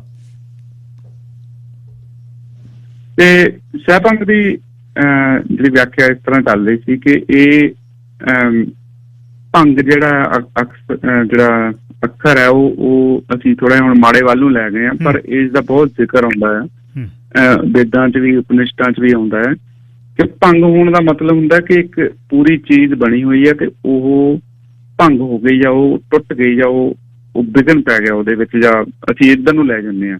ਪਰ ਭੰਗ ਦਾ ਇੱਥੇ ਇਹਦਾ ਮਤਲਬ ਇਹ ਹੈ ਕਿ ਇਹ ਜਿਹੜੀ ਸਪਲਿਟ ਹੋਈ ਹੈ ਨਿਰੰਕਾਰ ਤੋਂ ਏਕ ਓਂਕਾਰ ਦੇ ਵਿੱਚ ਦੀ ਹਸਤੀ ਬਣੀ ਹੈ ਏਕ ਓਂਕਾਰ ਦੀ, ਇਹ ਆਪਣੀ ਮਰਜ਼ੀ ਦੇ ਨਾਲ ਬਣੀ ਆ, ਕਿਸੇ ਨੇ ਨਹੀਂ ਬਣਾਈ, ਕੋਈ ਇਹਨੂੰ ਫੋਰਸ ਨਹੀਂ ਕੀਤਾ, ਇਹ ਆਪਣੇ ਆਪ ਹੋਈ ਹੈ। ਔਰ ਉਸ ਤੋਂ ਬਾਅਦ ਆਉਂਦਾ ਜੀ ਗੁਰ ਜੀ। ਲੋਕ ਆਪਣੇ ਕੋਲ 2-4 ਮਿੰਟ ਆ ਤੇ ਆਪਾਂ ਉਹਨੂੰ ਸੰਖੇਪ 'ਚ ਰੱਖਾਂਗੇ।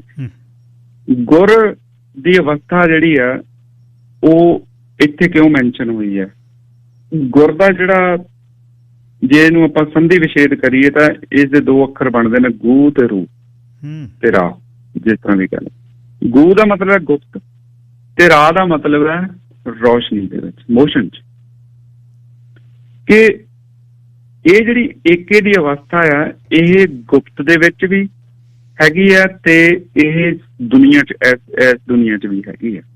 ਗੁਪਤ ਦੇ ਵਿੱਚ ਤਾਂ ਹੈਗੀ ਆ, ਪਰ ਮਹਾਰਾਜ ਕਹਿੰਦੇ ਨੇ ਕਿ ਸੰਤ ਕੇ ਸੰਗ ਮਿਟਿਆ ਅਹੰਕਾਰ, ਦ੍ਰਿਸ਼ਟ ਆਵੇ ਸਭ ਏਕ ਅੰਕਾਰ। ਸੋ ਦ੍ਰਿਸ਼ਟੀ ਦੇ ਵਿੱਚ ਵੀ ਜੋ ਸਾਨੂੰ ਦਿਖਾਈ ਸਭ ਕੁਝ ਦੇ ਰਿਹਾ ਨਾ, ਇਹਦੇ ਵਿੱਚ ਏਕ ਅੰਕਾਰ ਹੀ ਚੱਲ ਰਿਹਾ ਆ। ਇਹ ਅਵਸਥਾ ਜਿਹੜੀ ਹੈ, ਇਹ ਸੰਤ ਜਦੋਂ ਦੱਸਦੇ ਨੇ, ਉਹਨਾਂ ਦੇ ਨਾਲ ਅਸੀਂ ਬਹਿੰਦੇ ਹਾਂ, ਉੱਠਦੇ ਹਾਂ, ਉਹਨਾਂ ਦੀ ਸਿੱਖਿਆ ਲੈਂਦੇ ਹਾਂ, ਅਹੰਕਾਰ ਮਿਟ ਜਾਂਦਾ ਸਾਡੇ ਅੰਦਰੋਂ, ਫਿਰ ਸਾਨੂੰ ਸਭ ਦੇ ਅੰਦਰ ਏਕ ਅੰਕਾਰ ਦਿਖਾਈ ਦੇਣ ਲੱਗ ਪੈਂਦਾ। ਇਹ ਇਸ ਦੀ ਵਿਆਖਿਆ ਕਿ ਜੋ ਮੋਸ਼ਨ 'ਚ ਚੱਲ ਰਿਹਾ ਆ, ਉਹਦੇ ਵਿੱਚ ਵੀ ਨਿਰੰਗ, ਉਹਦੇ ਵਿੱਚ ਵੀ ਏਕ ਅੰਕਾਰ ਹੀ ਚੱਲ ਰਿਹਾ, ਤੇ ਜਿਹੜਾ ਗੁਪਤ ਦੇ ਵਿੱਚ ਉਹ ਵੀ ਏਕ ਅੰਕਾਰ ਹੈ। ਸੋ ਗੁਰ ਇਹ ਆ ਜਿਹੜੇ ਸਾਡੇ ਗੁਰੂ ਸਾਹਿਬ ਨੇ, ਅਸੀਂ ਉਹਨਾਂ ਨੂੰ ਗੁਰੂ ਸਾਹਿਬ ਇਹ ਕਹਿੰਦੇ ਆ, ਇਸ ਤਰ੍ਹਾਂ ਕਹਿੰਦੇ ਆ ਕਿ ਜਿਸ ਤਰ੍ਹਾਂ ਸੁਖਮਨੀ ਸਾਹਿਬ ਵਿੱਚ ਵੀ ਆਉਂਦਾ, ਆਦ ਗੁਰੇ ਨਵੇਂ, ਜੁਗਾਦ ਗੁਰੇ ਨਵੇਂ, ਸਤਿਗੁਰੇ ਨਵੇਂ, ਸ੍ਰੀ ਗੁਰੂ ਦੇਵੇ ਨਵੇਂ, ਕਿ ਸਾਰੀਆਂ ਅਵਸਥਾ ਦੇ ਵਿੱਚ ਜਿਹੜੇ ਸਾਡੇ ਗੁਰੂ ਸਾਹਿਬ ਸੀਗੇ ਉਹ ਗੁਪਤ ਦੇ ਵੀ ਗਿਆਤਾ ਸੀ, ਤੇ ਜੋ ਸ੍ਰਿਸ਼ਟੀ ਦੇ ਵਿੱਚ ਚੱਲਿਆ ਉਸ ਦੇ ਵਿੱਚ ਵੀ ਏਕ ਅੰਕਾਰ ਦੇ ਗਿਆਤਾ ਸੀ। ਤਾਂ ਕਰਕੇ ਅਸੀਂ ਉਹਨਾਂ ਨੂੰ ਗੁਰੂ ਕਹਿੰਦੇ ਹਾਂ, ਤੇ ਇਹੀ ਗੁਰ। ਤੇ ਉਸ ਤੋਂ ਬਾਅਦ ਇਹ ਅਵਸਥਾ ਜਿਹੜੀ ਹੈ, ਇਹ ਕਿਸ ਤਰ੍ਹਾਂ ਪ੍ਰਾਪਤ ਕੀਤੀ ਜਾਂਦੀ, ਸਾਰਿਆਂ ਨਾਲੋਂ ਵੱਡਾ ਸਵਾਲ ਹੈ। ਤੇ ਆਖਰ ਦੇ ਵਿੱਚ ਇਹ ਆਖਰੀ ਪ੍ਰਾਪਰਟੀ ਹੈ ਕਿ ਕੀ ਅਸੀਂ ਕਿਸੇ ਦੇ ਕੰਨ 'ਚ ਫੂਕ ਮਰਵਾ ਕੇ ਲੈ ਸਕਦੇ ਹਾਂ, ਅਵਸਥਾ ਅਚੀਵ ਕਰ ਸਕਦੇ ਹਾਂ? ਕੀ ਅਸੀਂ ਮੈਨੂਫੈਕਚਰ ਕਰਵਾ ਸਕਦੇ ਹਾਂ ਫੈਕਟਰੀ 'ਚ? ਕੀ ਅਸੀਂ ਕੋਈ ਫਾਰਮੂਲਾ ਬਣਾ ਕੇ ਕਰ ਸਕਦੇ ਹਾਂ ਜਾਂ ਦੂਰਬੀਨ ਦੇ ਨਾਲ ਦੇਖ ਸਕਦੇ ਹਾਂ? ਨਹੀਂ। ਗੁਰੂ ਸਾਹਿਬ ਕਹਿੰਦੇ ਨੇ ਕਿ ਇਹ ਅਵਸਥਾ ਅਚੀਵ ਜਿਹੜੀ ਹੁੰਦੀ ਹੈ ਨਾ, ਸਿੰਗੂਲੈਰਿਟੀ ਦੀ, ਧਰਮ ਦੀ ਇਹ ਸਿਖਰ ਹੈ ਜਾਂ ਧਰਮ ਦਾ ਇਹ ਮੁੱਢ ਹੈ ਜਿੱਥੋਂ ਧਰਮ ਸ਼ੁਰੂ ਹੁੰਦਾ। ਇਹ ਅਵਸਥਾ ਸਿਰਫ ਪ੍ਰਸ਼ਾਦ ਰੂਪ 'ਚ ਮਿਲ ਸਕਦੀ ਹੈ। ਪ੍ਰਸ਼ਾਦ ਰੂਪ ਦਾ ਸਿੱਧਾ ਕਨਸੈਪਟ ਹੈ ਕਿ ਪ੍ਰਸ਼ਾਦ ਲੈਣ ਵਾਲਾ ਹੱਥ ਅੱਡ ਕੇ ਖੜਾ ਹੈ, ਤੇ ਇਹ ਉਧਰੋਂ ਮਿਲਣਾ ਦੂਸਰੇ ਪਾਸੇ। ਜਿਹੜਾ ਪ੍ਰਸ਼ਾਦ ਗੁਰੂ ਸਾਹਿਬ ਵਰਤਾ ਰਹੇ ਨੇ ਭਾਈ ਸਾਹਿਬ ਤੋਂ, ਇਹ ਉਹਨਾਂ ਦੀ ਮਰਜ਼ੀ ਹੈ। ਗੁਰੂ ਸਾਹਿਬ ਨੇ ਤੁਹਾਡੇ ਹੱਥ ਤੇ ਰੱਖਣਾ ਜਾਂ ਨਹੀਂ ਰੱਖਣਾ, ਤੁਹਾਡੇ ਤੇ ਮਿਹਰ ਕਰਨੀ ਹੈ ਜਾਂ ਨਹੀਂ ਕਰਨੀ ਹੈਗੀ ਹੈ, ਪਰ ਇਹ ਉਹਨਾਂ ਦੀ ਮਰਜ਼ੀ ਹੈ ਕਿ ਕਦੋਂ ਕਰਨੀ ਹੈ। ਸੋ ਇਸ ਕਰਕੇ ਇਸ ਅਵਸਥਾ ਨੂੰ ਅਸੀਂ ਫੋਰਸਫੁਲੀ ਕ੍ਰੀਏਟ ਨਹੀਂ ਕਰ ਸਕਦੇ, ਫੋਰਸਫੁਲੀ ਲੈ ਨਹੀਂ ਸਕਦੇ, ਮੈਨੂਫੈਕਚਰ ਨਹੀਂ ਕਰ ਸਕਦੇ। ਇਹ ਸਾਨੂੰ ਦੂਸਰੇ ਪਾਸਿਓਂ ਮਿਲੂਗੀ। ਇਹ ਆਪ, ਕਿਉਂਕਿ ਆਪ ਪੈਦਾ ਹੋ ਰਹੀ ਹੈ, ਆਪ ਇਹ ਕੰਡੀਸ਼ਨ ਬਣੂਗੀ ਸਾਡੇ ਅੰਦਰ। ਤਾਂ ਫਿਰ ਇਹਨੂੰ ਪ੍ਰਸ਼ਾਦ ਦੇ ਰੋਜ਼ ਜਦੋਂ ਆਪਾਂ ਇਹ ਪ੍ਰਸ਼ਾਦ ਫਿਰ ਖਾਂਦੇ ਹਾਂ, ਫਿਰ ਅਸੀਂ ਤ੍ਰਿਪਤ ਹੋ ਜਾਂਦੇ ਹਾਂ, ਸਾਡੀ ਬੜਾ ਸਾਨੂੰ ਖੁਸ਼ੀ ਮਿਲਦੀ ਹੈ, ਸਕੂਨ ਮਿਲਦਾ ਹੈ। ਸਿੰਘ ਸਾਹਿਬ, ਇਹ 12 ਗੁਣ ਜੇ ਅਸੀਂ ਪੱਲੇ ਬੰਨ ਲਈਏ, ਮੂਲ ਮੰਤਰ, ਔਖੇ ਸੌਖੇ ਸੁੱਖ ਦੇ ਵਿੱਚ ਕਿਤੇ ਵੀ ਅਸੀਂ ਇਹਨਾਂ ਗੁਣਾਂ ਨੂੰ ਰਿਪੀਟ ਕਰੀਏ, ਆਪਣੇ ਮਨ ਦੇ ਅੰਦਰ ਜਾਪ ਕਰੀਏ, ਗਾਈਏ, ਕਹਿੰਦੇ ਨਾਨਕ ਗਿਆ ਜਾਪੇ ਜਾਏ। ਇਹ ਜਿਹੜੇ ਗੁਣ ਨੇ ਗਾਏ ਜਾਂਦੇ ਨੇ ਤੇ ਜਪੇ ਜਾਂਦੇ ਨੇ। ਜਪਜੀ ਸਾਹਿਬ ਦੇ ਵਿੱਚ ਹੀ ਹੈ, ਧਰਮਖੰਡ ਦੇ ਵਿੱਚ, ਇਹ ਲਾਸਟ ਪੰਕਤੀ। ਤਾਂ ਅਸੀਂ ਏਕੇ ਦੇ ਨਾਲ ਜੁੜੇ ਹਾਂ ਤੇ ਸਾਡੀ ਮੁਕਤੀ ਹੋਏਗੀ। ਇਹ ਸਾਡੇ ਕੰਡੀਸ਼ਨ ਅੰਦਰ ਪੈਦਾ ਹੋ ਜਾਣੀ ਹੈ ਜੇ ਅਸੀਂ ਇਹਨੂੰ ਜੀਵ ਦੇ ਨਾਲ, ਆਪਣੇ ਮਨ ਦੇ ਨਾਲ ਇਹਨੂੰ ਜਪੀ ਜਾਈਏ, ਸਾਡੇ ਅੰਦਰ ਉਹ ਪ੍ਰਸ਼ਾਦ ਸਾਨੂੰ ਮਿਲ ਜਾਣਾ। ਦੇਖੋ, ਮੈਂ ਤੇ ਤੁਸੀਂ ਜਾਂ ਹੋਰ ਵੀ ਜਿਹੜੇ, ਉਹ ਅਸੀਂ ਗੱਲਾਂ ਨਾਲ ਅਸੀਂ ਦੱਸ ਸਕਦੇ ਹਾਂ ਵੀ ਇਹ ਕੰਡੀਸ਼ਨ ਪੈਦਾ ਹੁੰਦੀ ਹੈ, ਪਰ ਅਸੀਂ ਕਰ ਨਹੀਂ ਸਕਦੇ। ਕੋਈ ਵੀ ਨਹੀਂ ਕਰ ਸਕਦਾ। ਮੁੜ ਕੇ ਅਸੀਂ ਸਾਰੀ ਉਮਰ ਵਿਆਖਿਆਵਾਂ ਸੁਣੀ ਜਾਂਦੇ ਹਾਂ, ਸਾਖੀਆਂ ਸੁਣੀ ਜਾਂਦੇ ਹਾਂ, ਕਥਾਵਾਂ ਸੁਣੀ ਜਾਂਦੇ ਹਾਂ। ਉਹਦਾ ਸਾਰਿਆਂ ਦਾ ਅਰਕ ਇਹ ਹੈ ਕਿ ਸਾਨੂੰ ਪਤਾ ਲੱਗ ਗਿਆ, ਗਿਆਨ ਜਦੋਂ ਹੋਣਾ ਹੁੰਦਾ ਤਾਂ ਇੱਕ ਵਾਰੀ ਸਾਖੀ ਸੁਣ ਕੇ ਵੀ ਹੋ ਜਾਂਦਾ। ਜਿਹਨੂੰ ਨਹੀਂ ਹੋਣਾ ਹੁੰਦਾ, ਸਾਰੀ ਉਮਰ ਮਹਾਰਾਜ ਦੀ ਤਾਬਿਆਂ 'ਚ ਬੈਠ ਕੇ ਪਾਠ ਕਰੀ ਜਾਂਦਾ, ਉਹਨੂੰ ਫਿਰ ਵੀ ਨਹੀਂ ਹੁੰਦਾ। ਇੱਕ ਜਗਾਉਂਦੇ ਨਾ ਲੈਣ, ਇੱਕ ਨਾ ਸੁੱਤਿਆਂ ਦੇ ਉਠਾਉਣ। ਉਹ ਫਿਰ ਆਪਾਂ ਮੂਲ ਮੰਤਰ ਵੱਲ ਨੂੰ ਹੀ ਉਹਨਾਂ ਦੇ ਗੁਣ ਜਪੀਏ ਤਾਂ ਆਪਾਂ ਉਹਨਾਂ ਦੇ ਗੁਣਾਂ ਦੇ ਧਾਰਨੀ ਬਣ ਸਕਦੇ ਹਾਂ। ਸੋ ਅਖੀਰ ਨੂੰ ਜਦੋਂ ਇਹ ਸਾਰੀ ਸ੍ਰਿਸ਼ਟੀ ਕਹਿੰਦੇ ਬਣਦੀ ਹੈ, ਉਹਦਾ ਸਰੀਰ ਖਤਮ ਹੁੰਦਾ ਆ ਜੀ, ਤਾਂ ਉਹ ਇਸ ਤਰ੍ਹਾਂ ਸੀ। ਕਹਿੰਦੇ ਸਾਨੂੰ ਇਸ ਤਰ੍ਹਾਂ ਪਤਾ ਲੱਗਦਾ ਕਿ ਬਾਜੀਗਰ ਜੈਸੇ ਬਾਜੀ ਪਾਈ, ਨਾਨਾ ਰੂਪ ਭੇਖ ਦਿਖਲਾਈ।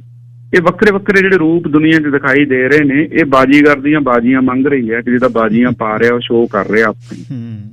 ਕਹਿੰਦੇ ਸਾਂਗ ਉਤਾਰ ਥੰਮਿਓ ਪਸਾਰਾ, ਜਦੋਂ ਬਾਜੀ ਖਤਮ ਹੋ ਗਈ, ਉਹ ਸ਼ੋਅ ਖਤਮ ਹੋ ਗਿਆ, ਜਿੰਨੇ ਵੀ ਉਹਨੇ ਬਾਂਸ ਵਗੈਰਾ ਲਾਏ ਹੋਏ ਸੀ, ਸਾਰੇ ਛੱਤਾਂ ਲਾਈਆਂ ਹੋਈਆਂ, ਪਰਛੱਤੀਆਂ ਲਾਈਆਂ, ਉਹ ਲਾ ਕੇ ਸਾਰਾ ਕੁਝ ਇਕੱਠਾ ਕੀਤਾ ਹੁਣ ਜਿੰਨਾ ਥੰਮਿਆ ਹੋਇਆ ਸੀ। ਸਾਂਗ ਉਤਾਰ ਥੰਮਿਓ ਪਸਾਰਾ ਤਬ ਏਕੋ ਏਕੰਕਾਰਾ, ਉਹ ਫਿਰ ਏਕੇ ਦੀ ਅਵਸਥਾ ਦੇ ਵਿੱਚ ਸਾਰਿਆਂ ਨੂੰ ਇਕੱਠਾ ਕਰਕੇ ਇੱਕ ਪੰਡ ਬਣ ਦਿੰਦਾ ਸਿੰਗੂਲੈਰਿਟੀ ਦੀ। ਇਹ ਹੈ ਜੀ ਮੂਲ ਮੰਤਰ। ਧੰਨਵਾਦ ਭਾਈ ਸਾਹਿਬ, ਬਹੁਤ ਬਹੁਤ। ਜਿਵੇਂ ਆਪਾਂ ਕਹਿੰਦੇ ਵੀ ਸਮੇਂ 'ਚ ਨਹੀਂ ਬੰਨਿਆ, ਇਸੇ ਤਰ੍ਹਾਂ ਹੀ ਹੁੰਦਾ ਵੀ ਇਹ ਗੱਲ ਚੱਲੀ ਜਾਵੇ ਤੇ ਸਮਾਦ ਹੀ ਹੈ ਇਹ। ਤੇ ਧੰਨਵਾਦ ਬਹੁਤ ਬਹੁਤ। ਅਗਲੇ ਹਫਤੇ ਫੇਰ ਆਪਾਂ ਇੱਥੋਂ ਹੀ ਅੱਗੇ ਚੱਲਾਂਗੇ। ਹੁਣ ਤੱਕ ਦੇ ਇਸ ਸਫ਼ਰ ਦੇ ਵਿੱਚ ਬਹੁਤ ਸਵਾਲ ਵੀ ਨੇ, ਕੁਛ ਮੇਰੇ ਨਿੱਜੀ ਵੀ ਨੇ, ਕੁਛ ਭੇਜੇ ਹੋਏ ਨੇ। ਅਗਲੀ ਵਾਰ ਆਪਾਂ ਉਹਨਾਂ ਨੂੰ ਆਪਾਂ ਸਾਂਝਾ ਕਰਾਂਗੇ। ਬੇਨਤੀ ਇਹ ਹੈ ਜੀ। ਬਿਲਕੁਲ ਬਿਲਕੁਲ, ਧੰਨਵਾਦ ਬਹੁਤ ਬਹੁਤ। ਵਾਹਿਗੁਰੂ ਜੀ ਕਾ ਖਾਲਸਾ, ਵਾਹਿਗੁਰੂ ਜੀ ਕੀ ਫਤਿਹ ਜੀ। ਸਰ ਅਮਰਦੀਪ ਸਿੰਘ ਜੀ ਬੁਲਗੂਲਗਾ ਤੋਂ, ਕਾਪਸ ਹਾਰਬਰ, ਜੰਨਤ ਹੈ ਆਸਟ੍ਰੇਲੀਆ ਦੀ। ਕਦੇ ਸਮਾਂ ਲੱਗਿਆ ਜਾ ਕੇ ਆਇਓ। ਮਨ ਹੈ ਕਿ ਉਹ ਮੈਂ ਦੇ ਵਿੱਚ ਬਹੁਤ ਆਨੰਦ ਲੈਂਦਾ, ਪਰ ਹੈ ਨਹੀਂ ਕਹਾਣੀ ਅਸਲ ਤੁਸੀਂ ਸੁਣ ਕੇ ਹਟੇ ਹੋ ਭਾਈ ਸਾਹਿਬ ਤੋਂ ਵੀ ਕਹਾਣੀ ਹੈ ਕੀ। ਅਤੇ ਸਮਾਂ ਬੰਨ੍ਹਿਆ ਜਾਂਦਾ ਜਦ ਤੁਸੀਂ ਉਸ ਕਰਤੇ ਦੀ, ਕ੍ਰੀਏਟਰ ਦੀ ਗੱਲ ਕਰਦੇ ਹੋ, ਉਸ ਦੇ ਸਤਿਕਾਰ 'ਚ ਸੁਰਤ ਜੋੜਦੇ ਹੋ। ਬਹੁਤ ਕੁਛ ਹੁੰਦਾ, ਪਰ ਮੰਜ਼ਿਲ ਇਹ ਦੂਰ ਨਹੀਂ, ਲੱਗਦਾ ਹੀ ਦੂਰ ਹੈ। ਹੱਠ ਦੇ ਨਾਲ ਵੀ ਨਹੀਂ ਆਉਣੀ, ਅਤੇ ਉਹਦਾ ਹੀ ਪ੍ਰਗਾਸ ਹੈ, ਉਹਦੀ ਉਹ ਬਖਸ਼ਿਸ਼ ਹੈ। ਮੇਰੇ ਇੰਨੀ ਕੁ ਕਹਾਣੀ ਪੱਲੇ ਪਈ ਹੈ। ਬਾਕੀ ਅਗਲੇ ਬੁੱਧਵਾਰ ਫੇਰ ਤੋਰਦੇ ਹਾਂ। ਇਹ ਸੀ ਜੀ ਅੱਜ ਦਾ ਪ੍ਰੋਗਰਾਮ। ਪਸੰਦ ਕੀਤਾ ਹੋਏਗਾ। ਕੱਲ੍ਹ ਨੂੰ ਅੱਜ ਵਾਲੇ ਵਿਸ਼ੇ 'ਤੇ ਜਿਹੜੀ ਜ਼ਰੂਰ ਗੱਲ ਆਪਾਂ ਕਰਾਂਗੇ 10 ਤੋਂ 11 ਵਜੇ ਤੱਕ। ਰੱਬ ਰਾਖਾ।